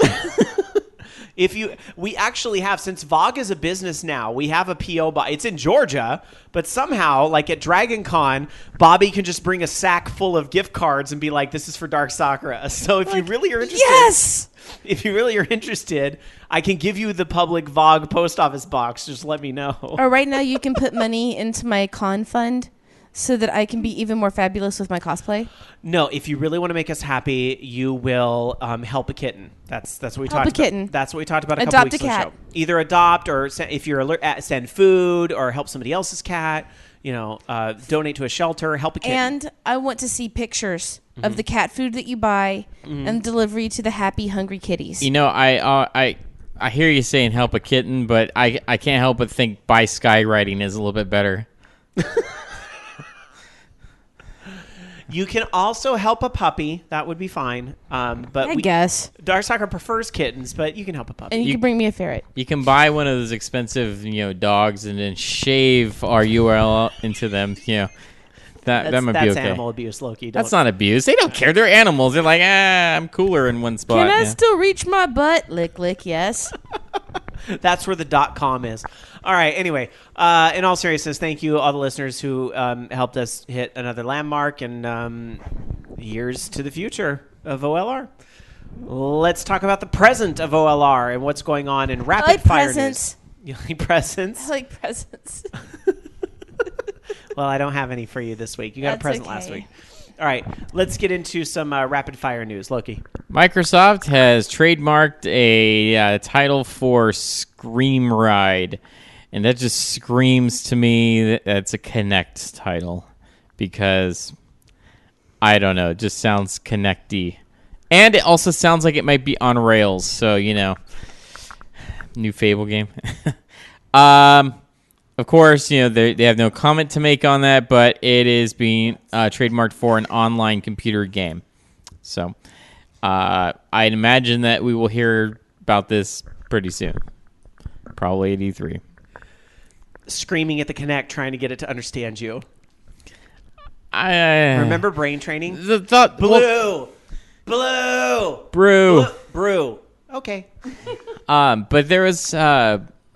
some people are thinking that, it's their 3D thing, whatever their Oculus Rift Project Morpheus thing is. This is going to go along with that because, those tech demos and stuff. Yes, because Scream Ride is what I want to name a contraption that goes over my head. No, not for the actual contraption, but for a title for said contraption. I guess that, okay. A roller coaster game. Cool, maybe it's like roller coaster, but with guns. So it's now it's on rails, Peter Molyneux. Well, I don't know. We don't know what it is, and I'm sure it'll be underwhelming, whatever it is, because I just like what was it when Sony announced that that horror game that was going to be kind of like the teen horror genre type thing. I was like, no. I don't know. We'll see. Maybe Scream Ride means that there'll be. If it's for Kinect, I'll probably have zero interest in it. A theme park, a Microsoft theme park. It's a PC title. That's what it's being used for, or PC or some sort of digital title. Anyways, okay. So there's another Skylanders game this year. Yeah, I'm not surprised. But here's the funny part. So the brand new game is called Skylanders Trap Team, and the gimmick this year is that you get these little crystals that you can trap enemies in the game and then kind of turn them to the light side and be able to do that. And I guess there's 40 trappable villains in the game, 60 characters you can buy, including the Trap Masters, which is the new class. And no, it's even better because last year they made you buy a brand new portal. That portal won't work with shit, so you got to buy yet another brand new portal for this game. That's why I love this series so much. So that'll be probably coming out around October because that's when those all come out. So, yeah. And let's see, last but not least, Mario Kart 8 is getting a pretty awesome Wii bundle in Europe. This would make Ranma happy. It's all Luigi themed. So they've got a Luigi... And the year of Luigi continues. Yes, you've got a Luigi steering wheel, a Luigi skin Mario Kart 8 gamepad, a Luigi Wii Remote Plus, and even a Luigi hat. And, of course, the strategy guide and the game. So that's not bad. And it's going to go for, I guess, €250. So pretty cool. And then let's see, or maybe that's 250 pounds. I don't know. I don't know my UK. So I think maybe it's euro. Anyways, and last but not least, some more Wii Remote Plus that are themed after different characters. They've got, I guess, the Princess Peach Wii Remote Plus that's coming out, and then also the Yoshi themed Wii Remote Plus, and these are coming out in Europe at the same time as the Mario Kart 8 game. So I don't know if that's coming out over here yet. I haven't heard of when that's scheduled to be out here, but it's kind of neat, I guess, that they're going to have all these theme things. I kind of like that bundle, though, although the Luigi thing, no. Mario Kart themed, okay, but Luigi, that doesn't make any sense. All right, I got some news for you guys as well. Starting off with PlayStation Plus, the updates on what will be happening on PlayStation Plus in May, because, they're going to give away games every month. And this month, they will be offering on PlayStation 4, Stick It to the Man is going to be the game on the PlayStation 4. And on PlayStation 3, you can get Puppeteer, Pro Evo Soccer 2014, and Skullgirls Encore. How do you like that? Dark Sakura. I know you like Skullgirls, so you can get it for free. I do. On the Vita, Surge Deluxe and Limbo. So check out all of that. That's going to be a lot. So I can play Stick It to the Man on PlayStation 4. And I will. Also, we have some sales figures out of Microsoft. I thought we reported on something similar to this last week, but there's a news report from a couple days ago. So, all right, Microsoft quarterly reports show that 1.2 million Xbox One systems were shipped in quarter 3, meaning they've shipped 5 million since launch. They're up to 20.4 billion in revenue and 5.66 billion in net income. Now, of course, Sony says that they have sold 7 million. So, Sony's a little bit ahead of the game, but Microsoft isn't exactly in, Wii U territory right now. The Xbox One is doing okay. I read, and I'm not sure how accurate it is because it's, secondhand guy said something, I heard that they were saying that they were going to slow down or stop production of the Xbox One because they have such a surplus of supply right now on that console that they just don't need to produce them as fast. I don't know. And speaking of Xbox, Killer Instinct Season 2 is on the horizon. Keep in mind, it's got a new developer now because the previous one was bought. But Iron Galaxy Studios will be adding 8 characters to the game with the Season 2 content. This is all revealed during a Play Xbox Live Arcade live stream. So, 8 more characters. No hints on what those characters are, but there may also be what's called a No Mercy finisher. think of it as a fatality in Mortal Kombat, although since there's not really fatalities in Killer... Well, I guess they did throw characters off a roof in the original one, so... Well, they had the combo finishers. Yeah, it'll probably be a little more like that or a brutality or something, but they're calling it No Mercy is what they've got The boobs of death in Killer Instinct. for Orchid. Now, before we get to Jamie's rapid-fire news stories, I have some breaking news, and this is breaking news of the utmost importance. Listen up.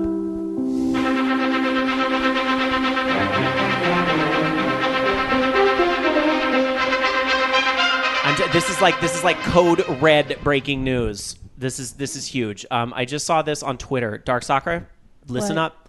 I just saw this is at you, girl. What? Okay, I just saw this on Twitter. I didn't do it. This is from my pal Godfrey, who runs a long-running podcast. So I just want to give a quick shout-out to Gamertag Radio. Shout-out! Hi. Runs a very long-running podcast over there. Just tweeted this news report from computerandvideogames.com. What?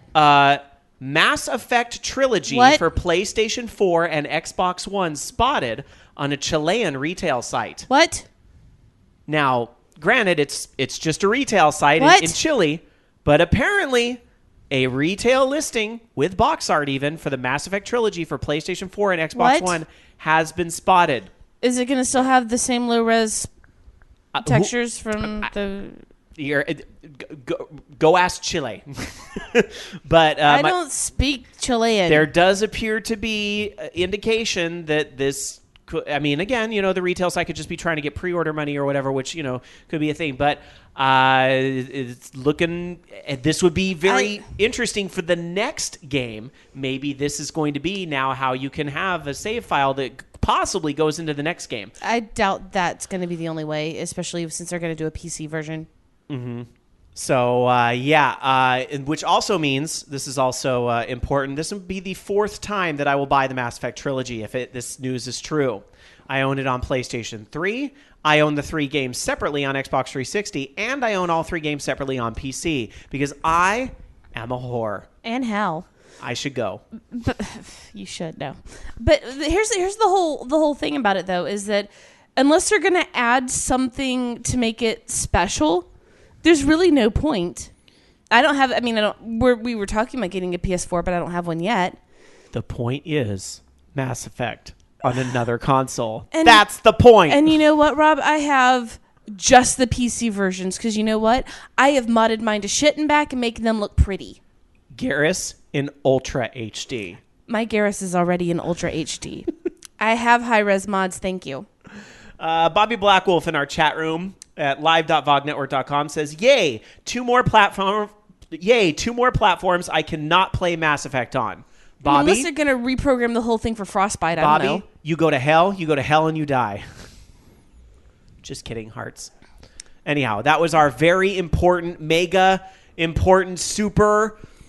I had actually saw that earlier, but since this is a retailer listing that, and personally I haven't heard anything, I didn't think it was worth mentioning. Yeah, Loki. see, Loki hasn't heard anything. In the spirit of what we were talking about with Roswell, New Mexico earlier tonight, I want to believe. Good Lord, Rob. I want to believe. You know what? What? I will just keep modding my game with pretty hair and buff arms. Why don't you mod this show with some rapid fire news? How about I mod you? How about I just take... I'm keeping your iPad now, thank you. It's prettier than mine anyway. Hey, that is the super special new iPad. It was so new, it was only on the market for like 6 months before they replaced it. Yeah. Anyway, there is a full-length documentary that's available online for download called Gaming in Color that is, instead of mentioning all of the standard... what's the LGBTQA... Quilt bag encompasses everything. Quilt bag. Well, I am going to say non-cishet. How's that? It's a little faster. Okay. I like quilt bag. Okay, quilt bag. Because I like quilts. At any rate, it's available for a pay what you want. The Kickstarter is already finished, and it is available for download. And let me get the link. At gamingincolor.v, like Victor, H Hotel, XXray.tv. Or just Google it. You'll find it. Or Google it. Thanks, Rob. I was trying to make use of my NATO alphabet. Thank you. I have not seen the documentary yet, but I definitely want to check it out. I love that they're doing a pay whatever you want type of things for people that, can afford to drop a little more than others. I think that's really cool. That shows that they just want to get the message out. I'd say pay what you can. Don't pay what you want, pay what you can. Yeah. If that makes sense. That's a really good distinction. That is a really good distinction. Pay what you want versus pay what you can. I like that. Because I want to pay $500, but I can't. Mm-hmm. So I would pay 10 because that's what I have. There you go. But anyway, the message is aimed at people who don't understand the need for having characters that fight bigotry, that are against the cishet norm, And so it's meant to just really open people's minds and give a different perspective. And I'm looking forward to watching it. The only I better keep my mouth shut because I'm going to get say myself it, in trouble. Say it. The only thing I don't like about the cishet term, like I get it, I understand why it's there, but 90% of the time I see it used, it's by a social justice warrior who doesn't have a goddamn clue what they're talking about. I know. That's the only thing that bugs me about that word that makes it kind of nails on a chalkboardy. I'm not saying I hate the word or I get why it's there and everything, but it's just like, so it's like rating a movie NC-17. They've used that rating with so many terrible movies that you can't take a movie seriously anymore that has that rating. I don't know what else to compare it to. By the way, Rob. By the way, Queen Simia asks what the U stands for. Unsure. I think it is. Quilt bag. Questioning. No. I'll look it up. I'll look it up. Anyhow. I just like to say extra sexy. How's that? Or in the case you're me, then it's non-sexy. Okay, so in other news... questioning undecided. It's questioning undecided, intersex, lesbian, transsexual, bisexual, asexual, gay. Quilt bag. Pretty cool, huh? Okay. The more you know.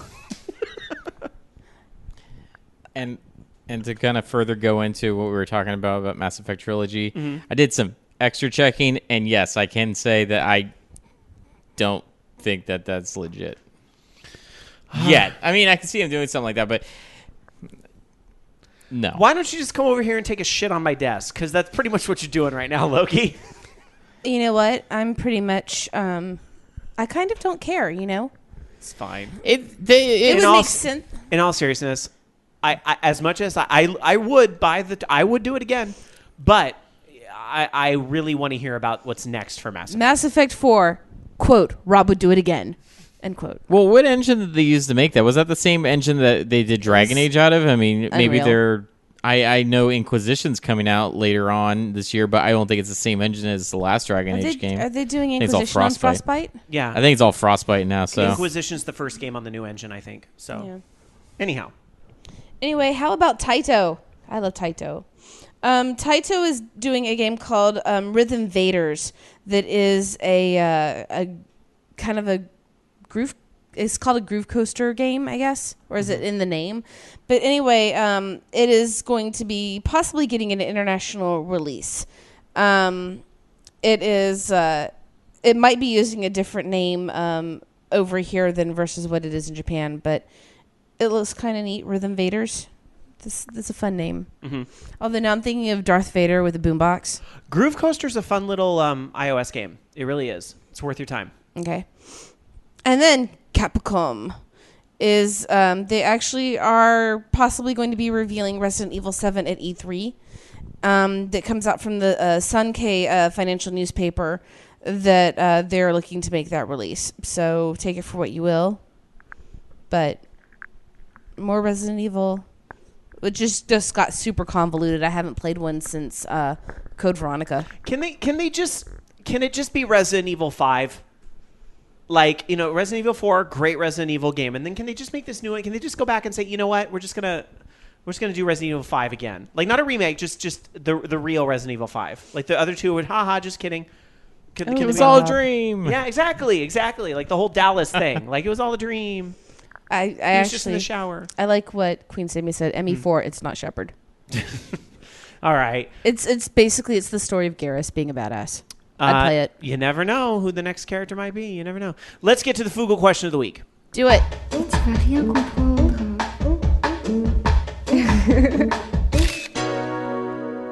Every week, we ask our Facebook and Google Plus communities a question. You throw it together, you get Fugle.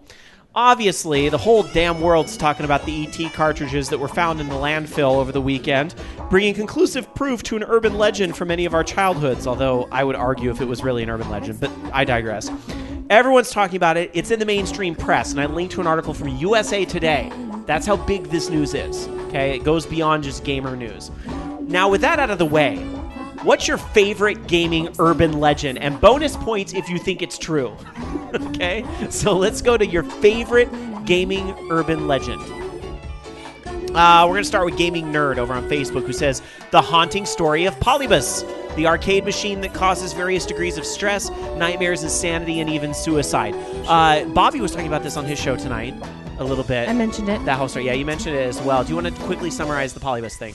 It's a game that was supposedly created by the government to test reflexes. It used really like a crazy flashing light show. Some people said that they saw the game, and there are recreations made based off of descriptions, but there is one supposedly black and white picture of the game with the logo, and then it's otherwise just been thrown in the background as sort of an urban legend sort of thing. Like it made an appearance in The Simpsons as and Robert's. Yeah, Bobby's correcting me in chat. Polybius. Well, here's the thing: if the game's fake, then why is there really a way to pronounce it after all? That's my argument. So there. All right, moving on. Renee, our friend from Killer Queens from Outer Space podcast, says, the code to make Smurfette naked in the Smurf Adventure on ColecoVision, and it's true. I actually, because I had played a ton of that game when I was, Go figure. You? No, I had a Coleco, but I never knew about that. But yeah, it's true. It's a programming glitch because of the limitations of, the system. They can only draw so many sprites on different layers, and so if you happen to duck down by Smurfette, it like draws your hat, and then it never draws her skirt again, and her skirt actually ends up going flying, like floats away or something. It's kind of weird, but it's not intentional. It's just a bug. Sayal responds on Facebook and says, Duke Nukem Forever. Oh, wait, that happened. Do creepypastas count as urban legends? Sure, why not? Every gamer gets a voice. So he links to a creepypasta article that talks about Lavender Town Syndrome. In the Too Long Didn't Read version, music from Lavender Town in the early versions of Red and Green made kids commit suicide. When the sounds were analyzed in 2010, it drew images of the Pokemon Unknown spelling out "Leave Now." Okay, that's a little ridiculous. All right. Let's see. Some other comments. Monty Boggs says, Tron. Oh, wait, it's real. There was no... you mean the actual Tron, like the universe of Tron exists? Is that... No, I think that it was maybe Space Paranoids. But they actually made Space Paranoids, which as we played it at Electronica. Ronnie B says, this is like an in real life version of Jumanji. I only remember the Bigfoot legend of Grand Theft Auto San Andreas. Awesome Unicorn says, beyond the simple, you can revive so-and-so legends of most Final Fantasies, I really enjoy the legend of the hidden narrative of Final Fantasy VIII, in which Squall dies at the end of Disc 1, and the rest of the game is a fever dream during his last moments before death. I can't say if it was intentionally written that way, but it really makes the inconsistencies in characterization more interesting.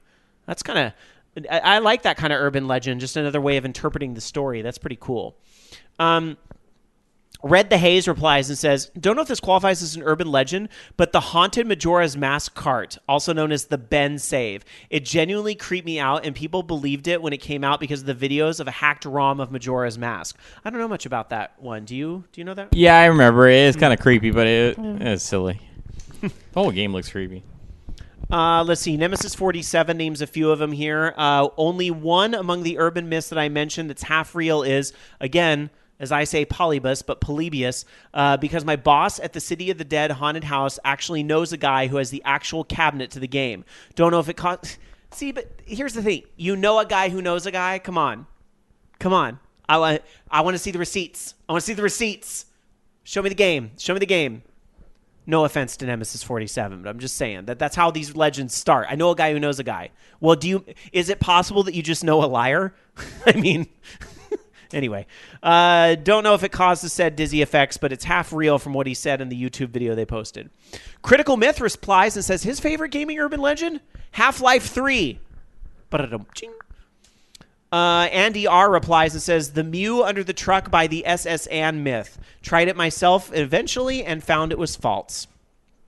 Ragenator talks about the haunted Zelda cartridge, and that's the only one that comes to mind. Our friend Spike from the fantastic podcast GameBuoy.org replies and says, Ermac in the first Mortal Kombat. That was more of an April Fool's joke gone crazy that they actually turned into a real thing because the developers thought it was so funny. So that's pretty awesome. Nemesis 47 is trying to dig up the video right now. I'm trying to find one that's sort of a current... Hey, I like that I asked for the receipts and they're trying to get them. I appreciate that.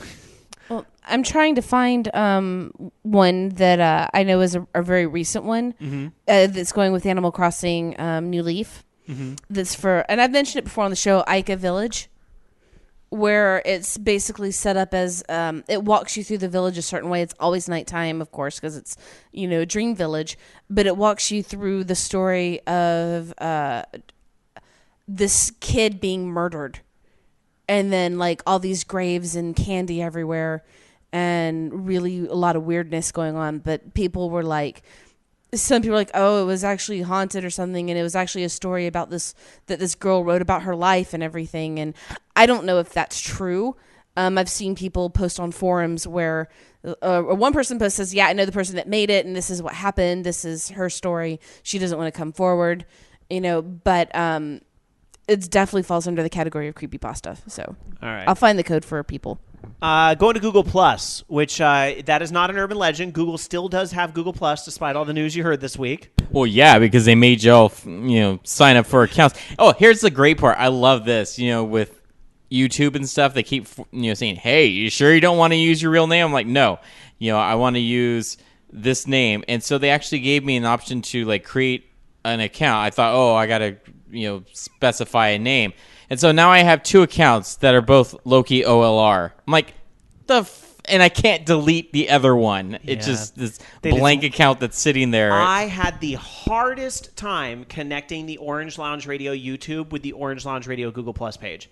I had the hardest time doing that. I still don't know how we did it. I think Jason did it and just, I was like, oh, it's fixed. I think that's finally what happened. I had the hardest time doing that.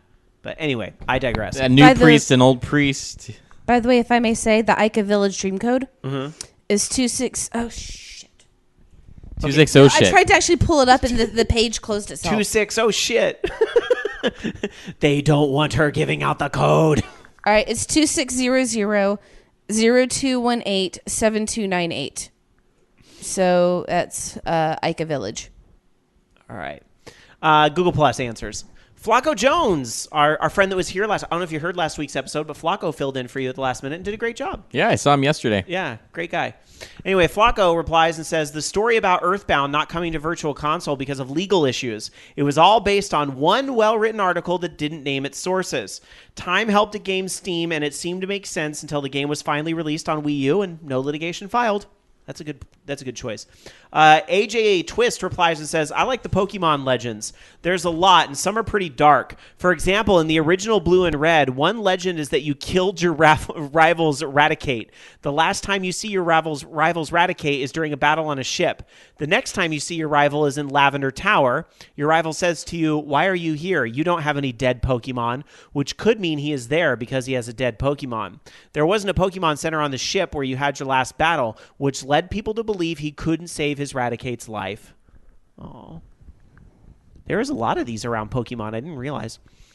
Act Deft replies and says, not technically legends, but a lot of EGM's old April Fool's jokes were like it back in the day for me, especially since many of my friends and I didn't know about April Fools and truly believed what the magazine said back then. Heck, I knew people that still thought of those as totally true despite me telling them how they were fake. And last but not least, our pal VX Jason XV replies on Google and says, I'm a pretty big fan of the video gaming causes real life violence legend. For the lulz. Good answer. I like those sassy answers there. That's the answers from Facebook and Google+. A lot of them were named. Does anybody here in the room have a favorite that was not named?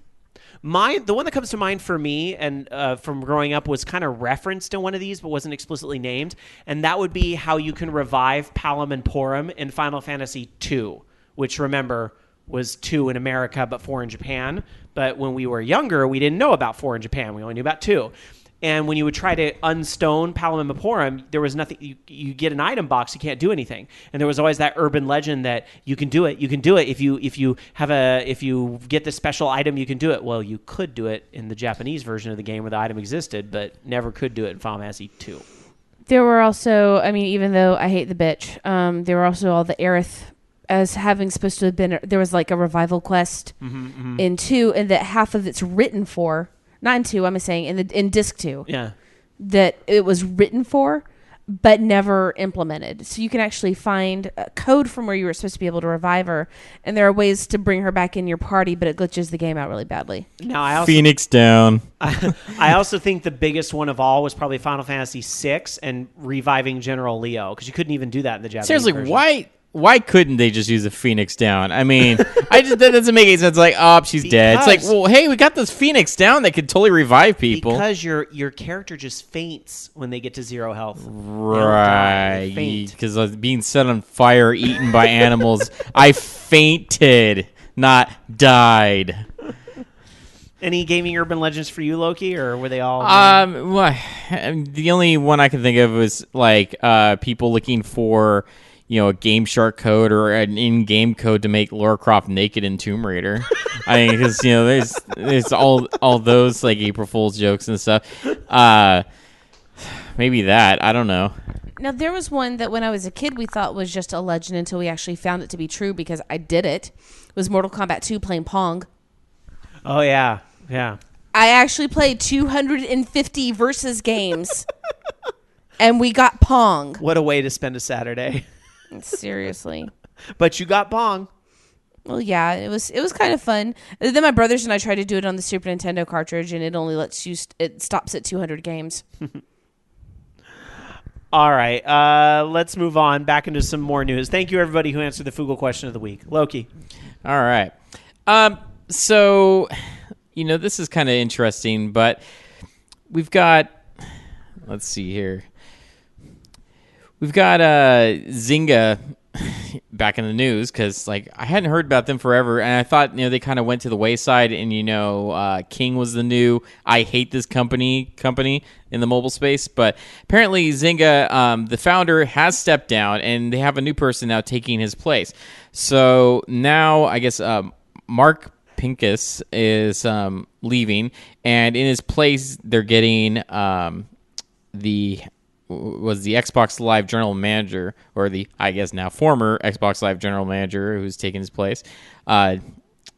So that's, I don't know, interesting, I guess, because Xbox Live seems to be better run than probably Zynga, in my opinion. So maybe, I don't know. I got nothing. I don't see them coming back and being like this big powerhouse I think all I see them doing is like, hey, with Farmville 3? Zynga needs to launch a console. That's what they're doing. Oh, God. That would be terrible. But no, I don't know. I just don't care about them anymore. That's pretty much it. I need a game I can take seriously out of them if they want me to take them seriously. Otherwise, I just kind of go, oh, that's that company that makes like something crap. Innovative. Because nowadays, everything's been that they've done, it's kind of been done by everybody else and better. But at the same time, there's so much saturation in that market that's it's so hard to stand out. I would love to see them come out at E3 with a trailer on YouTube that blows everybody away. I'm talking like Dead Island type of trailer, which that game wasn't even that great. But the trailer, remember the trailer, and everybody was talking about that trailer, right? And I need Zynga to come out with something like that, and then the Zynga logo's at the end, and everybody's like, no fucking way. That's what that's how they can fix it. Exactly. You come out with that game, it's like a mind-blowing trailer. It's like, I never thought they'd do a game like this. And then, but you also just kind of have to accept the fact Zynga doesn't make games for you and me anymore. Like they make games for I understand that, but it's just like I mean, I guess this is my same gripe that I have in the whole mobile space. It's like these companies make the same type of game, just kind of like reskinned over and over and over and over again. And then on top of that, you have everybody that clones those games, or they're cloning other people's games, and reskinning them. Everybody's just reskinning and cloning. In fact, it was funny because there's still all the Flappy Bird stuff on there, and I saw, was it this week, that there's even Goat Simulator clones now coming on there, which is fine, whatever. It's a physics simulator with a goat. I mean, whatever. You can't really do much on mobile anyways, but it's just interesting that people will seriously try to copy whatever is like popular at that moment, to just try to grab some cash and then kind of move on to the next popular thing. And maybe it works. I don't know. I haven't tried, but it's just weird. All right, well, moving on. I'm going to talk quickly about this because it was really brought up earlier in the show. But some news about the game sales in China. China did lift its ban on foreign game consoles back in January. So there's some news about now how this is going to work and the kind of content that will actually be allowed to be sold in the country.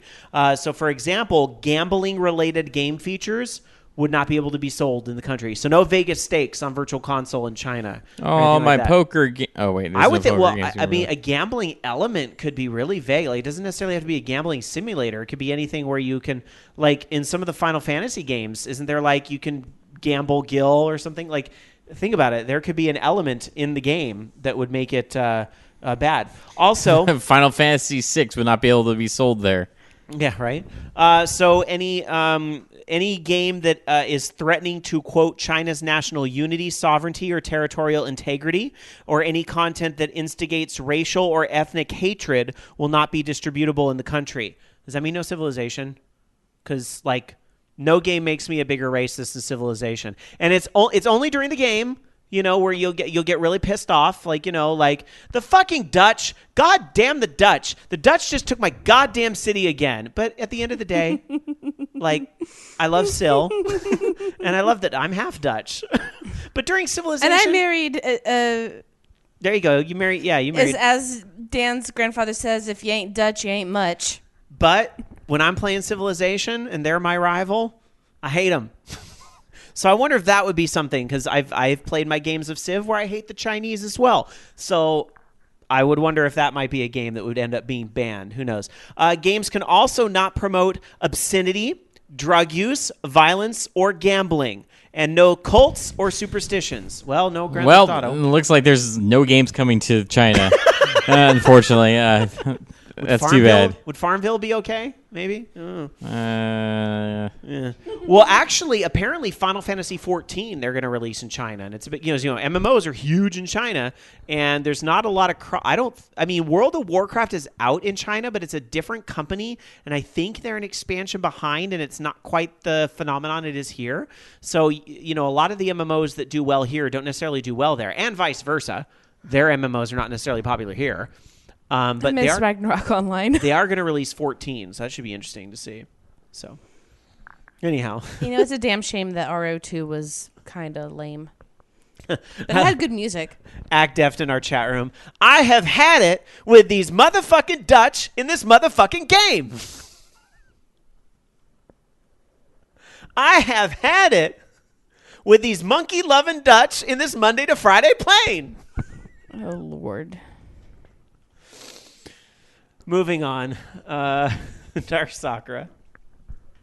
Well, how about something Minecraft related?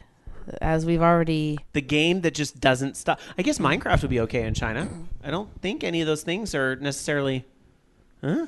I don't know. Okay, I think the Slender Man has his own cult. I mean, you're killing animals. Is that violence, though? Oh, could be. Anyway, how about Minecraft Realms, which we have discussed in the past? But the Minecraft Realms is a hosting and setup for multiplayer Minecraft worlds that's $13 a month. So basically, it's just a giveaway for parents to restrict, who their kids can play with by having it be invite only or have different range of permissions available. It's only out for PC, and you can find out more at minecraft.net/realms. I don't know. There's also something on there about discounts if you go 2, 3, or 6 month subscriptions, which I don't know. That's actually not bad. And you can get up to 10 players at a time on each realm.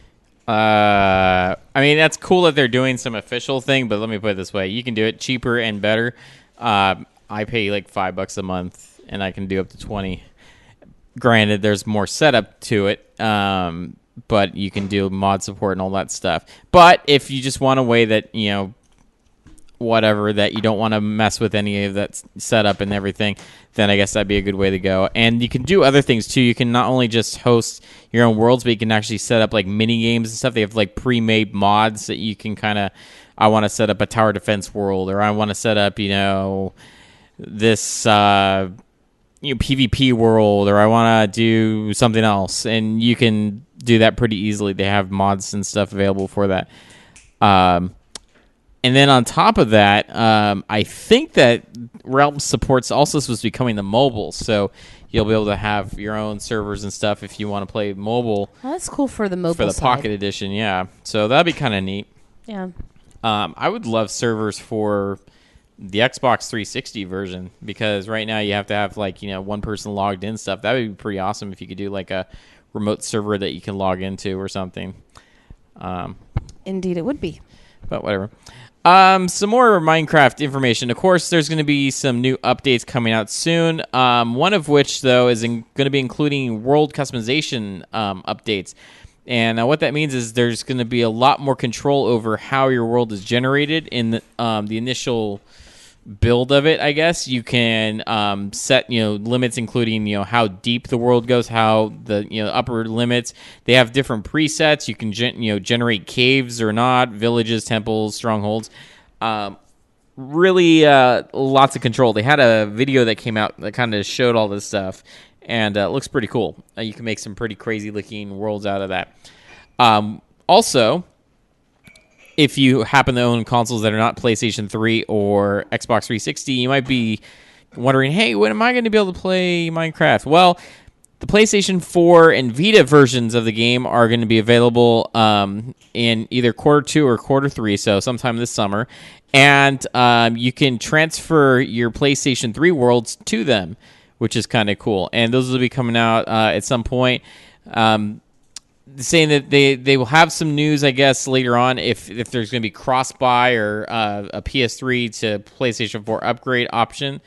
But it's still pretty cool. And then also they're saying that not only does the PlayStation 4 and Vita version support transferring saves, but the Xbox One will support the 360 saves being transferred to it as well. So that's pretty cool. So you don't have to lose your world, and you can upgrade whenever it comes out. No word though on when that version of the game will be coming out, but at some point, maybe this year. They stealthily pushed that back. Minecraft on PS4 was supposed to be out already. Yeah, the PS3 version, this version's coming out in a couple, I think like a week or so. Uh-huh. So, and that's already selling like hotcakes. So you'd be surprised. Like the disc version of the Xbox 360 version has been top 10 selling titles since it's been released. Oh yeah, it's crazy how huge Minecraft is. I have coworkers that never talk about video games, but they'll talk about, oh yeah, I played Minecraft this weekend with my nephew. It's like, oh, it's fun. My game's huge. I haven't touched our server in 2 months. Yeah, I've had some people asking about that, but I said, he just had a kid, When I got my new computer and stuff, I had like some of my bookmarks were gone, so I haven't gone around to updating stuff. All right. Well, a real quick update here for you guys on Theatrhythm. You remember that game on the 3DS? It was a music game from Square, which featured a lot of music from Final Fantasy. I reviewed the game on VOG Network when it first came out. I think I gave it a B+. But, I mean, that's still good, and I like the game. And I'm excited about this. Theatrhythm Final Fantasy Curtain Call is coming. It was confirmed for North America. I believe the game just came out in Japan, but thanks to region locking, we're going to have to wait for the U.S. version unless somebody can find me a Japanese 3DS. 221 songs in this version of the game, 60 characters from the Final Fantasy franchise in it. What's really cool is that this time the game is going to have music from Final Fantasy Mystic Quest, and some of the Final Fantasy side games that were there, as well as in the main series, including music from Final Fantasy 14, which is very good because 14's got a great soundtrack, and music from 10-2 and other stuff as well. The only thing that kind of pisses me off, being that I own the original Theatrhythm game and I paid for it and all that stuff, is that every single song from the original Theatrhythm, and I think all the DLC, is already in this game. So it's like, oh, okay. So, like, there's literally no reason to own the old game. And I can't even really sell the old game because it ain't going to be worth a hoot with this other game out there. So that part's kind of like but whatever. There is an announcement trailer out there, and I'll probably buy the game anyway because I really like Final Fantasy, you guys. A lot. All right, we're going to get to the mailbag. Let's get to the mailbag because you guys email us every week at participate@orangeloungeradio.com, and we read some of our favorite emails here on air. Where's my music? I don't have my music tonight. Can you sing, Dark Sakura, maybe? Words. I did not have my theme music for the mailbag. Well, how could you do that? I was missing another one of my files earlier. All right. Participate@orangeloungeradio.com is the place to send your emails. So, thanks to a technical issue, Dark Sakura is not going to be reading emails tonight. I'm going to read them in her place. So, Dark Sakura, if I could borrow your hazmat suit while I dive into the mailbag. I don't know. It's got stuff all over it. Gross. All right, let me see if I can get in there and pull out some emails. We have 3 emails tonight. First email comes to us from EA Skeezy, who says, "What's up, orange people?" I don't think I'm actually orange. You don't look like Bob Barker. I don't look like Bob Barker. That man was orange. I did go to a taping of The Price is Right, but I'll save that story for another week. I have never had an email read on any podcast or radio show, so thanks for that last week. You're welcome. Other podcasts you listen to don't read your emails? I guess maybe you listen to like too many podcasts that get like famous people that have thousands and thousands of listeners. But trust me, the independent producers appreciate each and every email that they get. So we'll read your email again this week. My buddy demands that I don't lower the difficulty on Torchlight 2 for our co-op playthrough, so I'm stuck dying a lot. Whatever. Oh yeah, this was the email last week about how do I get better at Torchlight 2 because I keep dying, and we're like, play it on an easier mode. Here's the next question from EA Skeezy. If Sonic the Hedgehog and Princess Peach, or Toadstool, had a baby, what would it look like? What would his or her name be? And what kind of game would he or she star in? Oh, and don't forget, who is their enemy or final boss? If Sonic the Hedgehog and Princess Peach had a baby, what would it look like? Well, considering one is a hedgehog and one is a person... It would look like a mutation. It would look like something I would see on the cover of Weekly World News. It would look like a hybrid, because that's what it would be. Well, technically, is she a toadstool? I mean, she might be like part mushroom or something, so... I don't know how that works. She has fronds under her skirt. Well, if you mix Sonic with a toad, the hedgehogs are fast and toads are a little slow. I think you'd end up with somebody normal. That's what you would get. And what game would they star in? Normal, the Unremarkable Hero. Copyright OLR 2014. Honestly, what you would have is you'd have Knuckles is what you'd have, because it's a character that runs pretty fast and can kind of hover, because Princess Peach kind of does her little hover thing. So you have Knuckles. You would get another shitty Sonic friend. That's what you get. Yes, another shitty Sonic friend, and the enemy would be I don't know, who's against bestiality? Everybody. I've got it.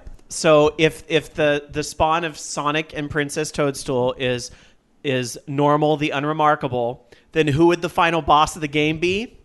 Captain Fabulous! He's the anti-hero. We need to make that game. You kind of cheer for him a little bit. Normal the Unremarkable fighting Captain Fabulous. Well, there's Captain Rainbow. I mean, that's close. Who should totally be a character in Smash Brothers, because nobody is expecting that. Who needs to be a character in Smash Brothers is Tingle. That's the one I'm waiting for. I don't think anyone would care about. He's an assist, though. All right. Anyhow, EA Skeezy says, I thought this would be a fun question for you guys to tackle. Keep gaming, guys. The show is dope. Happy face. P.S. Please do the show till you die. I'll listen to your cranky old asses forever. LOL. Well, thanks for the sentiment, I think. Except You're listening cranky to and old I will be. You're listening to Orange Lounge. Oops, I crapped my pants. It would be like, you're listening to Orange.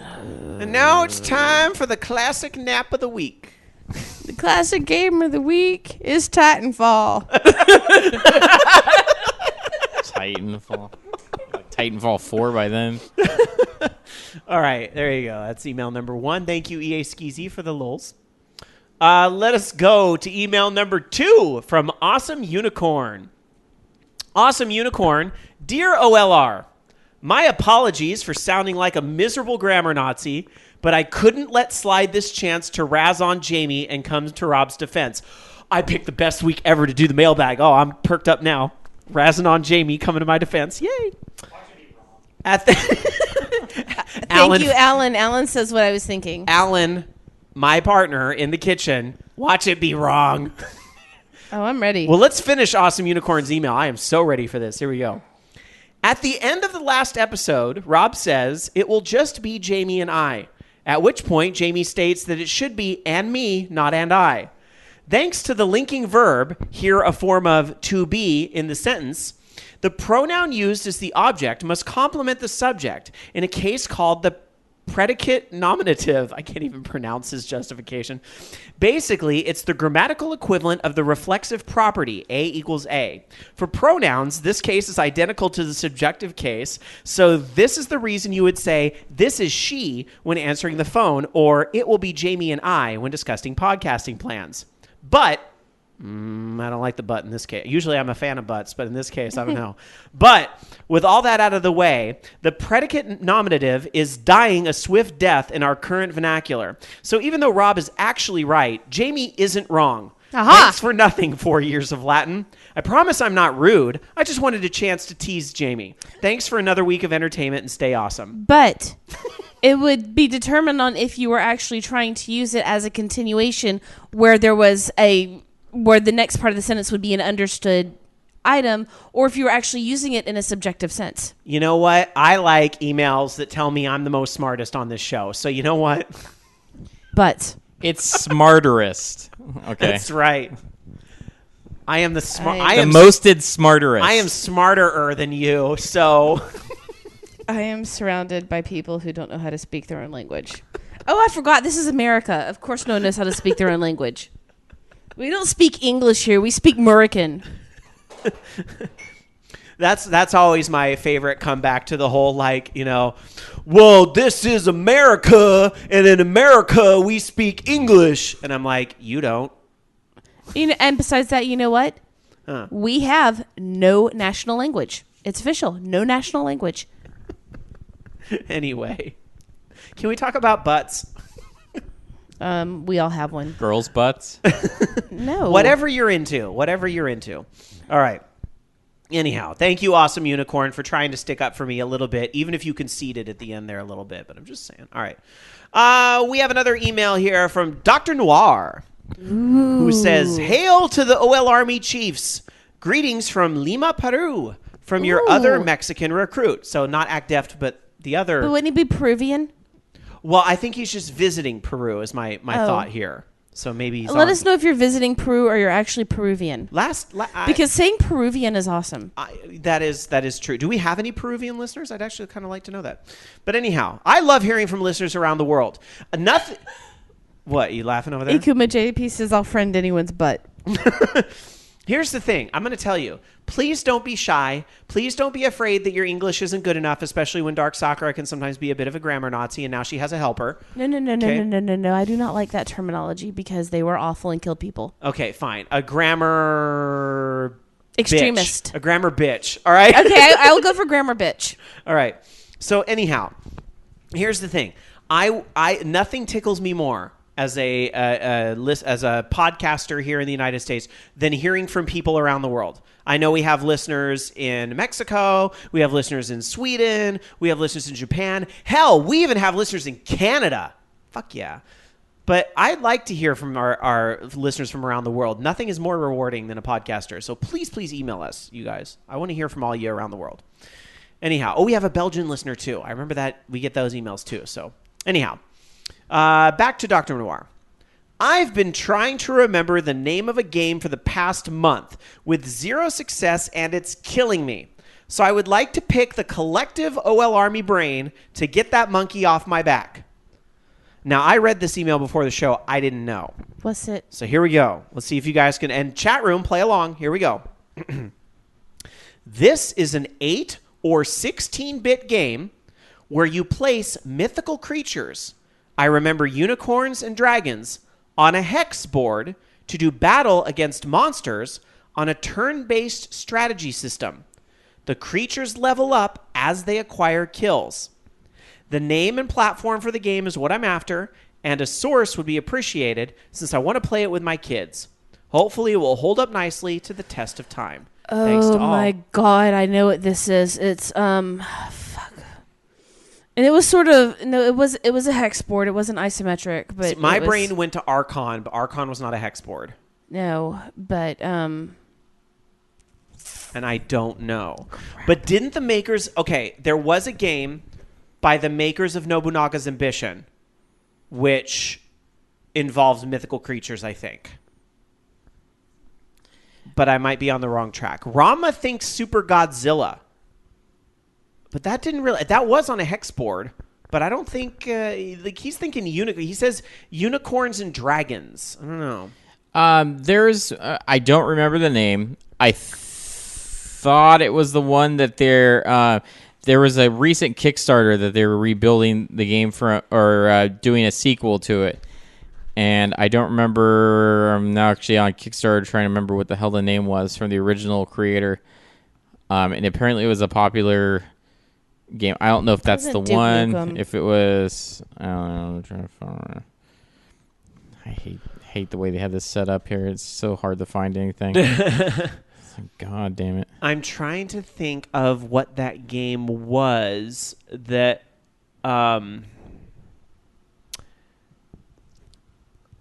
I'm sorry, guys. I'm drawing a blank here. I hate not knowing these things. Some folks in chat, Hex Heroes. ActDef says Hex Heroes. Rababa says Heroes of Might and Magic. I was thinking Heroes of Might and Magic. I think that might have been it. Let me see. I'm going to look it up right now. I still have no connection, so... Sorry for the dead air, guys, but this is super important. We're trying to figure out what this game is. It is. Heroes of Might and Magic. Oh, yeah, because it had all the sequels and everything. And Heroes of Might and Magic was 95, though. With that, I guess... That'd be about end of SNES era. But the problem was, I don't think it was on the SNES. I think it was only a PC game. But I guess he didn't say it was PC. That could be it. Well, Dr. Noir, check that out. See if Heroes of Might and Magic is it. Maybe that's the one you're thinking of, which, by the way, it's a huge series. I've got a ton of that. Some other tips here from the chat. Dungeon Buster says Wrath Unleashed by LucasArts, possibly. Dungeon Buster's thinking it could be a LucasArts game. So... there you go. Some thoughts, but yeah, I am drawing a blank. I can't remember it. There was a Kickstarter for an old strategy game, and they were remaking it. And I don't remember the fuck it was. It was not even that long ago. It was like maybe a month or two ago that they had it come out, and God, I'm trying to look it up. It was supposed to be a PC title. They had a demo for it and everything. Kickstarter strategy game. All right, that's going to frustrate me. Sorry, guys. I know that was a lot of dead air in that, but I'm like, we need to think of the game. So, unfortunately, Dr. Noir has stumped the host tonight. How about we do some research this week and make it an answer next week? Yeah, I bet we'll get some emails on it this week or some tweets. Send me some tweets, and I'll retweet if I think you got the right answer. You know who's got a great brain for those classic video games that I bet knows this, if he's listening, is Captain Spike from Game Buoy. Oh, yeah. I bet would know this. Spike, come hang out and chat. Hold on, is he on Skype? Oh, Lord. I am not above calling that man right now if he is on Skype. I don't think he is. He's smarter than that. Let me see. Yeah, he's not on Skype. Maybe I'll text him. See if he knows. This was it. It was Chaos Reborn, but it was a remake of, was it Chaos? Maybe that's not the game I'm thinking of, or not the game they're thinking of. Yeah, SSU100 Matt in chat says, thanks, emailer. Now it's going to drive all of us nuts trying to figure out what this game is. Well, let's see. So Chaos, which was, what system was that? I'm thinking PC. It was done by, is it Fire Access today originally? I don't remember. Maybe this is being remade by Fire.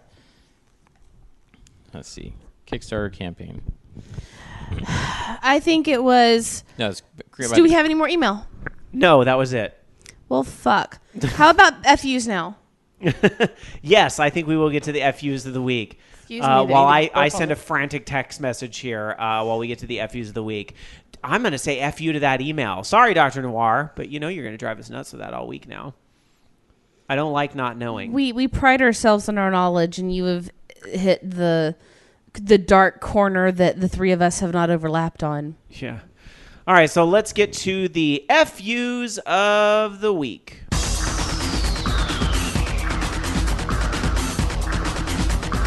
Oh, this is bad. Here is justice. Here is punishment. Here. This is fucked up.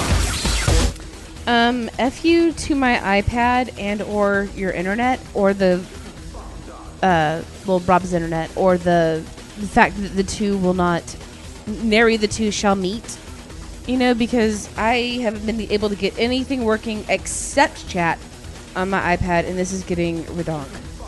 And also, God, I don't want to say FU to our new cell phone coverage company because they are also Dan's employer, but we need to get that LTE tower out here ASAP. ASAFP. You know who you are. All right, Loki, your FUs of the week. My FU of the week goes to trying to figure out what this game is. What year? What were they talking about before that it came? It said it needed to be 16 or 8-bit. 16 or 8-bit, but did they? Okay. Well, Chaos, the original Chaos game, came out on the ZX Spectrum. I don't know if that was it. Well, that was 1985. And that would have been UK. I have no idea. I give up. My FU of the week goes to being stumped right now. And my other FU of the week goes to the fact that I have this really bad tendency to have all these phone numbers in my phone and I don't put names on them. So then when I try to find a phone number later, I can't figure it out. So FU to my lack of organization. There you go. All right, just a few more news stories for you guys, and then we're going to get to your calls at 1-877-GAME-OLR or username on Skype, Orange Lounge Radio. Loki? All right. So there's some old education or edutainment titles that are going to be coming to Steam as well. Now, I know of these titles. I've never played them, but apparently these are all by Humongous Entertainment, which you may remember is co-founded by Ron Gilbert, who created Secret of Monkey Island. And these games, they had such things as, Freddy Fish, in the case of the missing kelp seeds, Pajama Sam, No Need to Hide When It's Dark Outside, Putt Putt and Pep's Balloon-O-Rama, and Freddy Fish and Luther's, Luther's Maze Madness. Well, now they're going to be launching some more versions of the game, I guess. Putt Putt Goes to the Moon, Pajama Sam 3, You Are What You Eat, From Your Head to Your Feet, Spy Fox 3, Operation Ozone, and Putt Putt Travels Through Time. And those are, I guess, available now, I want to say, and they're even on sale. You can actually grab all 27 games for $100 if you really want to. If you're really into edutainment. I don't know.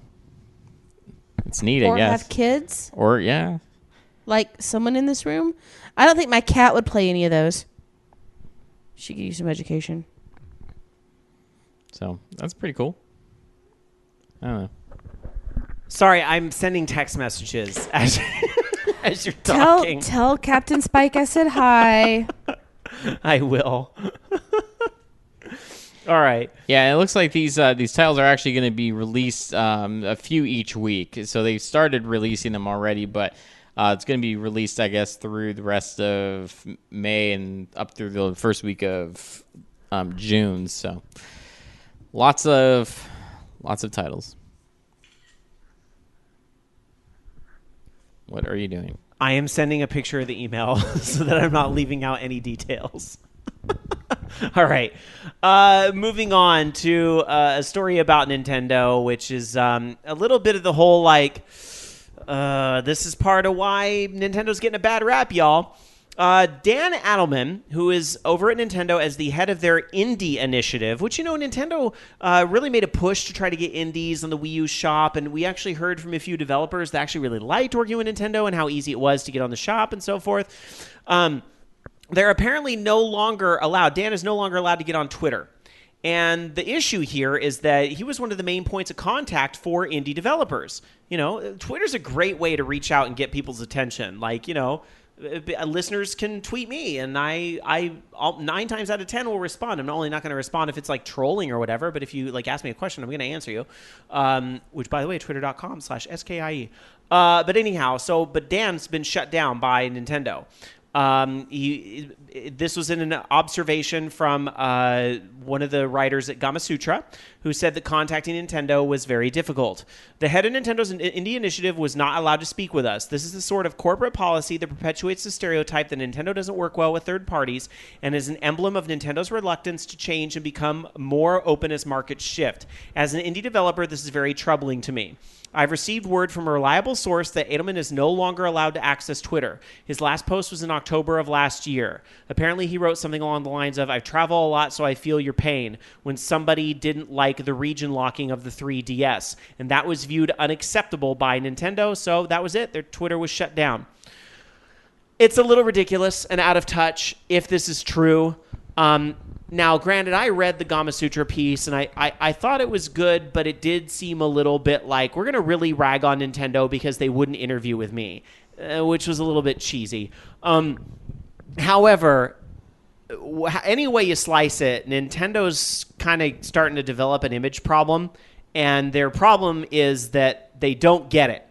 So I hope that they can do what they need to do to correct that image, because there's a lot of people that are kind of rooting for Nintendo, but it's getting harder and harder as the months go on, let me tell you. And stories like this don't help. So there you go. That's it. That's the last story. So I think it's time to open up the Skype line over at 1-877-GAME-OLR, or our username on Skype, Orange Lounge Radio. If you want to give us a call, and you can talk about whatever you want. Maybe you know the damn game. And you can give us a call. So while we wait for some calls to come in, I'll turn to Loki, as I usually do at this point of the show, and go, is there any last-minute stories? No. Not at the moment. Not at the moment. I'll look harder. All right. Well, yeah, look harder while we go. He said hard. While we Rob go to take said some harder. calls. Hi, you're on Orange Lounge Radio. Who's this? Hey, this is Deft. Hey, Deft, how you doing, buddy? Pretty good, pretty good. What's on your mind? Well, I won't I won't give you head migraines because of something like Dr. Noir.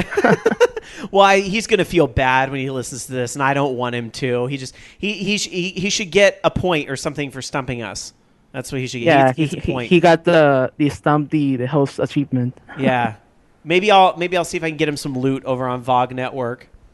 You gave Rob a migraine. Congrats. No, I'm kidding. There was something that did give me a really great headache. Was NES Remix 2. Oh, are you playing NES Remix 2?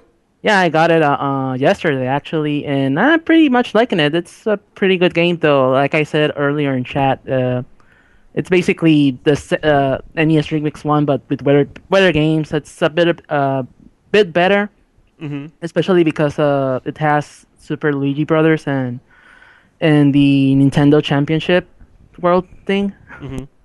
But something that really struck me like, oh my God, Nintendo, what are you doing? It was, well, I'll ask you first. Did you play the Kirby Adventure challenges. Yes, and I had the same reaction you did to the whole, like, let's watch the demo as one of the mini challenges. But I will say this. You'll notice that almost all of the first stages in the games are teaching you how to play the game. Oh, yeah. That's definitely something I like, even from the first game, that it's teaching you how to play the game. Well, you know why? It's one thing is teaching you how to play. One thing it's making you sit through the demo of something that you already played years before. And this is speaking for me because you know me, and most people here listening to the show know how I love Kirby. I know. So, well, you know what? I felt like, Nintendo, what the fuck are you doing? You're not... Well, Act Deft, let's be real. NES Remix 2, in some ways, is virtual console demos that you paid money for. So it's got to teach you how to play a little bit. And there's, believe it or not, Act Deft, there's some of these kids today have never played Kirby. Yeah, that's something I got told on Twitter. It's probably for the hardcores that don't listen or don't watch the demos or something like that. But yeah, it really struck me like super odd or something like, Nintendo, you're holding my hand way too much because, and I'll say it again, the game already teaches you how to play. Basically on the first two challenges, it basically teaches you how to play. So it's like overdoing it. So and not only Kirby, it also, at least from what I played, Wario's Woods also does it. So now for Wario's Woods, I kind of need it because I got one of those remix stages involving Wario's Woods, and I was like, literally, I don't know what I'm doing. I've never played this game in my life. I played a lot of the Nintendo puzzlers. I played the shit out of Dr. Mario, which is the only way I can do good on the Nintendo Championships is because I'm pretty good at Dr. Mario, so I can rack up a score there. But then outside of that, because it's all about setting up combos. That's if you want to get the high score in the championship, you got to know how to do combos in Dr. Mario. But anyway, besides that, Wario's Woods came out. I played Yoshi's Cookie and all this. I've never played Wario's Woods in my life, so I have no idea how that game works. Actually, I played a lot of Wario's Woods back in the day when I had the Super Nintendo. Yeah, I played that version, so I know how to play it too. Well, more power to you. There's something that probably also compares in between those both challenges to watch the demo. Wario's Woods, it's a lot quicker. Meanwhile, Kirby's takes like 2 minutes to get it done. So yeah, there's a lot to it. Yeah, it basically teaches you all the abilities and all that stuff. So yeah, it takes way too long. So. And like I said, maybe for someone who doesn't know the game, well, that's okay. But for me, that I'm a veteran Kirby fan, and so even Kirby's Adventure was my first Kirby game, so I feel like, well, All right, well, Act Deft, I hate to cut you off here, but I have a very important update. I just got a text message. I don't know if you heard the sound in the background. So here's my buddy, Captain Spike from GameBuoy.org, who knows a lot about video games. This man's an encyclopedia. He's very smart.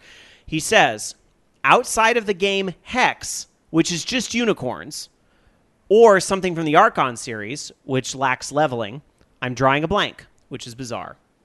So he also is stumped. So, Dr. Noir, I hate to insinuate this, but are you sure you're getting all the details right? Because you've stumped everybody. But Are you sure it's not Battle Chess? I like the idea that it's Hex. Yeah. So go check that one out too. Maybe they didn't do Hex 2, Electric Boogaloo. Don't know if you have seen Dungeon Buster's message on chat. He said it could be Master of Monsters, and there's the YouTube link, and it looks kind of like what Dr. Noir talked about. So maybe it could be that. Master of Monsters. Let me take a peek. You mentioned this game. I've never heard of this in my life, so let me take a look at this. Master of Monsters. It was on the Genesis, apparently, and so I'm trying to look at a clip here of what was sent. Oh yeah, this looks like it might be like a modern Archon or something because the pieces are fighting. It is a hex grid. Ooh, this is a really good guess. Oh my god, I just looked at pictures of it. This is what I was thinking of. This is a really good guess. No, this is exactly what I was thinking of. Okay, I think this is right. I think Dungeon Buster's right. It's Master of Monsters. Make sure there was a Master System version. There might have been. Yeah, I think this was it. But yeah, there was. Oh, I guess Spike says I think he's listening because he just texted. Master of Monsters is probably it. Durr. All right. Well, there you go. All right, Act Deft. Well, at least you can say you were on the line at the moment we finally figured out what that damn game is. Good job, Dungeon Buster. You get a cookie. You know what? We will route one of Jamie's tacos your way. We'll make her part with a taco, Dungeon Buster, and send it your way. All right, Act Deft, I got to let you go to get some more calls, but thank you so much, buddy. Hey, thanks for having me. All right. Thanks as always, Kirby. Act Deft is great and obviously very knowledgeable when it comes to the Kirby series and all that. Always good to have him on. But we do have another call coming in. Hello, you're on Orange Lounge Radio. Who's this? This is Robaba. Oh my God, it's Robaba, and I can see Robaba. Yeah, I had to cut your feed so I didn't talk over you again. That's all right. And oh my God, you look like my the guy that I learned Corel Painter from. Bob Ross? No? No, not Bob Ross. no. His name was Jeff. We And just he's- called him Jeff. He's wearing a Game of Thrones shirt, I noticed. Chair of Swords. There It will is. always be Chair of Swords to me. Well, I actually have two characters I like now. yeah? I like Tyrion and I like Arya, but I can't wait to see more. All to right, read all right. more. Read All right. more. Look, this is not a game. This is not a game of swords of chairs of whatever show. This is a video game show. Rabba. I have a feeling I know what game you might be calling on tonight, but let me see. What do I owe this phone call tonight? Marvel Puzzle Quest? Yep. What's up? Yeah. Well, you just joined, and I noticed you're playing it free, and I think that's a great way to go. I have the OLR Army Alpha as the first Uh-oh. OLR Army. There we go. Rababa, Can you hear me? we're getting a little bit of a lag spike, Rababa. So you said you got the OL Army. Yes, and it turns out that it's 10 right now and it's full, but I can bump it up to 20 with some real cash. I'm not sure I'm ready for that. That is a big plunge, Rababa. That is some serious commitment. You're going to need to get in writing from several people that they'll actually try to play in order to bump it up with that. Actually, most of the Alliance does play. You're in a good one. Yeah, I noticed that, and I saw some people were out there being like calling people out, like such and such. You haven't played in like 3 days. You're not going to be good enough for this. Yeah, I'm paraphrasing, but I was hoping that wouldn't happen because I want beginner players as well as experienced players, whoever wants to be on it. Because I don't consider myself that great. I just paid some money and got some power-ups. there you go. At least you admit, But if you like a free to play game enough, throw a little money at it. I did with Path of Exile, and I don't regret it at all. But Rababa, I need tips. So for those that are just getting into Marvel Puzzle Quest, what would you say are some tips? Well, tips, keep your 1-star characters. I know I put that in the chat, but nobody else can read it. You need at least 3 1-star characters. When you start, you should use your gold to buy the 2, what are they? Black Widow and Hawkeye. Buy those. The pair. And you come with Iron Man, and those are your 3 basic first characters to start with, and they're really great, and you can level them up to 50 quicker than anybody else. So you got to keep a hold of them. You don't sell them and then have nothing. I have to ask you, is Jessica Jones a character? I don't know. She's the only one I care about. I haven't seen her in anybody's roster. Yes, she is. I love her. I saw her. I saw Jessica Jones. I love her. Yes, she's in it. I'm almost positive I saw her. Does she have the power of snark? I don't know. But I will say this, Rababa. I was playing through the story mode, and I got some basic hero unlock rewards. But here's the thing. It threw me a 3-star Thor, level 15 as a reward. I know. You got the gold Thor, didn't you? Yeah, I modern? did. Like, just on a whim. I beat a mission, and it's all, here's your regular unlock. And I used it, and it's like, here's a level 15 gold Thor. And I'm like, fuck yeah. That's a really good one because a lot of missions need Thor, the modern Thor, not the it's older modern. Thor. It's modern Thor. Not only do I have modern Thor, I somehow have classic Storm and modern Storm. Yeah. Oh, yeah, I do too. Those are easy to come by because they show up in the later missions. Oh, okay. So, classic Storm is harder to get because she's like 2 stars or something. Yeah. The only other advice I'd give right now, other than if you're playing free, save your money for slots. Save your hero gold for slots. And it completely went out of my head already. Oh, I hate being old. That's okay. That's okay. Me too. Live makes it even worse too. But Rababa, what is it that you say that keeps you playing this game, that you like so much about it that you want to throw money at it? Well, I love seeing all the covers, and I know that makes me kind of an art whore, but I like it. Nothing wrong with that. There's one here in studio too. Yeah, and for example, Hawkeye, he has an ability that really matches his character. He can pick a gem and turn into a what do they call that? A wild card, a critical hit, I think is what they call it, and that's like him taking basically a perfect shot, and he can also kill out an entire row, which is fantastic. And yes, I've used later that. on you'll fight robots that they kind of do a sort of a fan.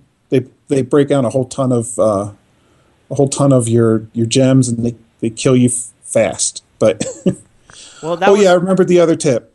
You got 5 health per day. Well, you have 5 health maximum unless you find more.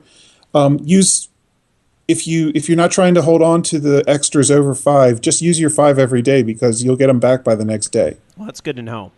Yeah, they recharge every 35 minutes, I think. Wow. So you can play a lot for free. That's my biggest push. Marvel Puzzle Quest is on Steam, and it's also on iPad and all that good stuff. So is it on iPad? Dope. Oh yeah, I'm playing it on the phone. What am I talking about? Yeah, if you can play it on the phone, you can play it on the iPad too. So there you go. And I knocked one of my characters off the Alliance just for you, because I was double dipping. Well, I appreciate it, making way for me. I hope I will contribute and not get yelled at by the others. But I'm trying to check in at least once a day. I even played some of the mission stuff today. It's not that bad, because they give you like level 40 characters to help you get through some of those missions. So that's nice. Yeah, that was daunting at first until I tried it, and then I was like, oh well, I can do this. And yeah, because it's a hard difficulty. I'm like, oh, that sounds scary. But then I played it. I'm like, oh, this isn't that bad. If you win one mission, you'll get a bonus, even if you're in the top 10,000. Yeah. It's great. Great. Dark Sakura's suckered in. Good job. You recruited another one. Yay. Off to buy a new slot. All right. Well, Rababa, I'm going to let you go so we can get some more calls, but take care. Always good to hear from you. All right. I'll talk to you later. All right. Bye. Bye. All right. Let's see if we can squeeze in one more call before the night's over. 1-877-GAME-OLR, our username on Skype, Orange Lounge Radio. I do have some tweets I want to get to. But Loki, I'll check on you one more time and see if you had anything. A couple things. One, I just updated our Minecraft server so that it has a newer version on it. So it's now running 1.7.9. I think it was like 1.7.2 before. So there should be some new features there, and it also changed all the different file formats. So I probably have to fix all of the plugins. Why I make myself work, I don't know. Got it. All right. Let me go to the phones because we got another call. It is lighting up tonight, guys. 1-877-GAME-OLR. Username is Skype Orange Launch Radio, but we do have a call. Here it is. Hi, you're on Orange Launch Radio. Who's this? It's the Residential Cosplay Convention Horror Ranma. Oh, God. Where'd you go this time? Oh, Lancaster County, Pennsylvania. I do not want to hear about what Homestuck did. So tell us about the con. Oh, I didn't call to talk about the con, but I just wanted to cover a couple of things real quick, and I'll be on my merry little way. Okay. I just wanted to address something that you said on Facebook or Twitter. I don't remember where it was. Okay. After I didn't know about the whole ET thing, because remember, when you're at a con, it's like a 3-day expedition. You're pretty much cut out from the outside world unless you have social media, and even in the hotels, cellular services and all that good, which is why I tagged you, because I didn't know. So I remember you said something along the lines of, that's great, where's my movie? I want you to know that Anime Jam Session is joining forces with some other podcasts on the VOG network. We're going to get together a Kickstarter. We're going to raise funds for the Rob Roberts story. Me and Mako-chan, we've already decided the main cast. We're going to cast for you Leonardo DiCaprio. Oh, okay, so he cannot win an Oscar again, sure. But your movie will get Best Picture, though. Oh, okay. Yeah, of course. Yeah, everything. You'll win all the other awards, but Leo won't get anything. For Jamie Summers, we cast Sarah Silverman. I like that one. That's good. For Matt, we went with Robert Downey Jr. I was gonna say you could even do Zach Galifianakis. I mean, that's a good one. Who'd you get to play Alan? Who am I shacking up with? Neil Patrick Harris. Yeah, okay, that works. I like that. You like the Alan? Hey, I want Neil Patrick Harris to play me. Screw that. Alan says, could you get Zachary Quino? We probably could. I don't see why not. All right. Oh, Neil Patrick Harris just got fired from the Rob Roberts story. Who does that? Who fires Neil Patrick Harris? I would just love. I'd just love to play laser tag with that guy. I mean, that would be fun. It would be fun. Oh my god. Assuming that he probably doesn't like its character, but what happens in the Rob Roberts story? It's a story of triumph and coming overall as a young little boy who sees who he is, and it goes on to start a podcast, which soon becomes like the biggest thing in the whole wide world. You end up dying a multimillionaire, something like that. Yeah, you're kind of sort of like I would say like the gay equivalent to Warren Buffett, you know. Rama, who would play you? Who else? Samuel L. Jackson. And if you listen to my podcast enough, my rant is quite understandable. I just want to see Samuel L. Jackson as Black Luigi. Like, the movie would make millions on that alone.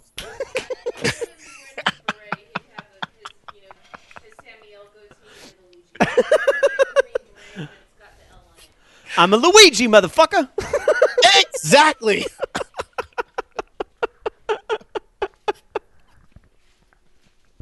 Say Mamma Mia. Say Mamma Mia one more goddamn time.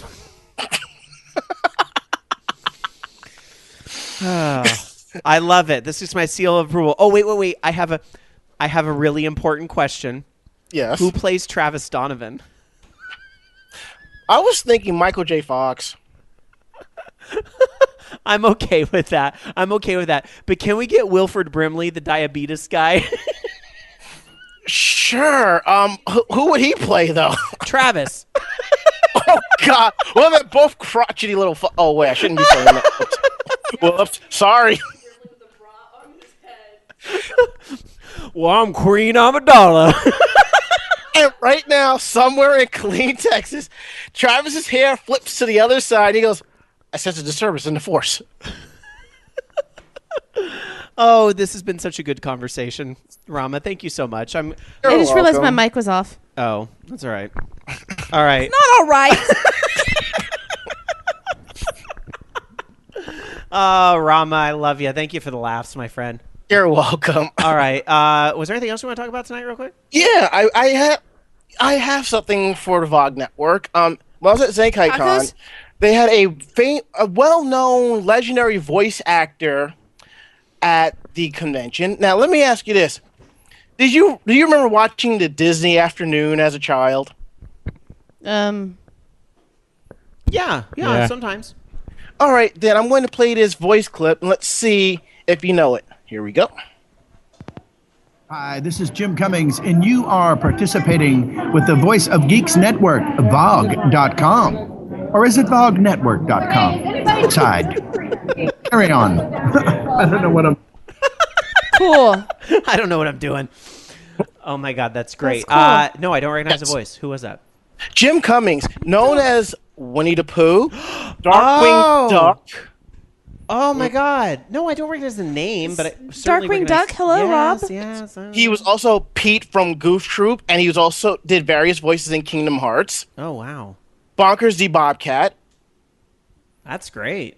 And I think he was also one of the Gummy Bears as well. I can't believe you got that. That's amazing. I'm sure he was. Awesome. Hold on. All right, Rama. Well, we got to wrap things up. But before I let you go, who's playing Bobby Blackwolf? Jack Black. Jack Black. All right. I like that. You know what would also be a good candidate would be Bill O'Reilly because he's always wrong. I'm just kidding. I'm kidding. No. I personally have an issue with Bill O'Reilly. All right. No, I'm kidding. We love Bobby, but I got to give him shit once in a while. All right. Take care, buddy. All right. Take care, bro. All right. Bye. Bye. I love it. All right, if you didn't get through tonight, I'm very sorry, but we are going to wrap things up because we're well after 9 o'clock here on the West Coast. So send us an email. Participate at orangeloungeradio.com is the place where you can send an email for us to read in a future week. I want to see if I can get to the tweets real fast here because, of course, you can tweet us at twitter.com/OLR. And I did see some things come in, so I'm trying to get those up real quick.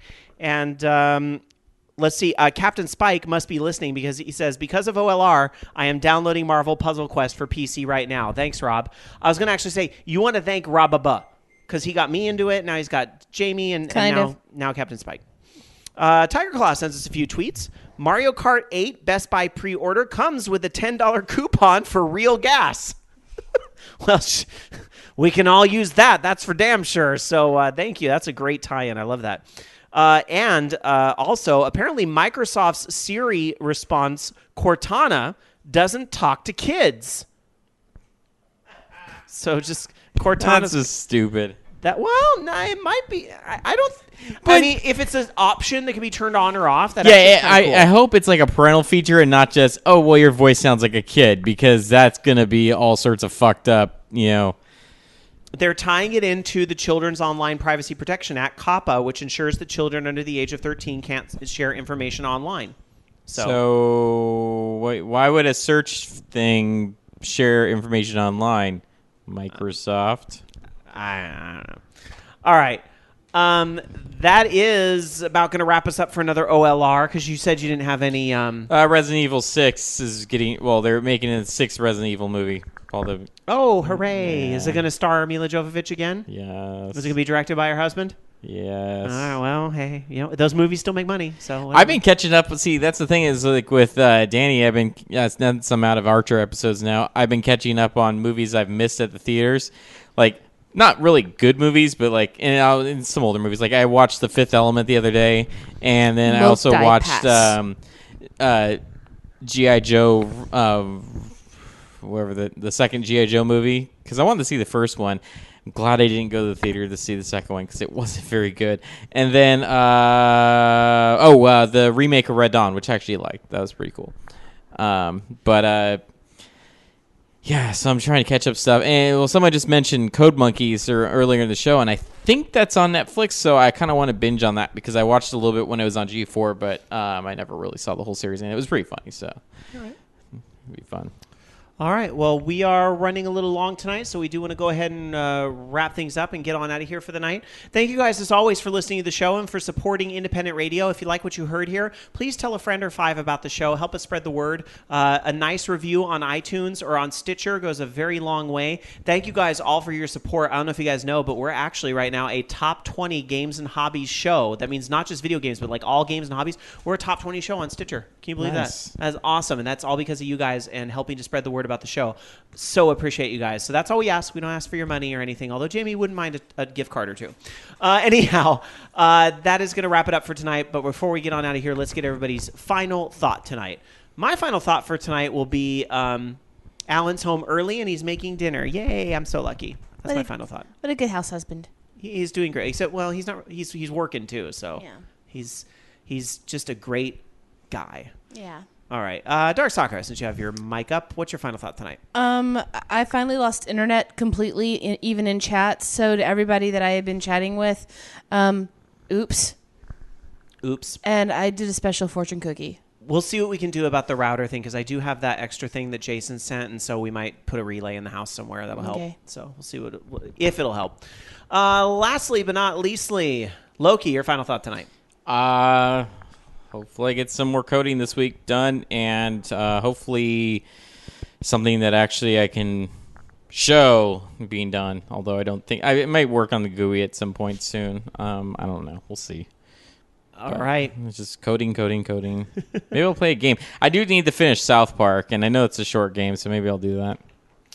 All right. Well, here's to 550 episodes, everybody, and we'll see you for 550 more.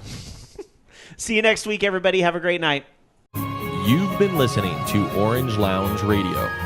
Orange Lounge Radio is a production of OLR Studios. To join us for a live show, tune into VogNetwork.com Sunday nights at 6 p.m. Pacific, 9 p.m. Eastern.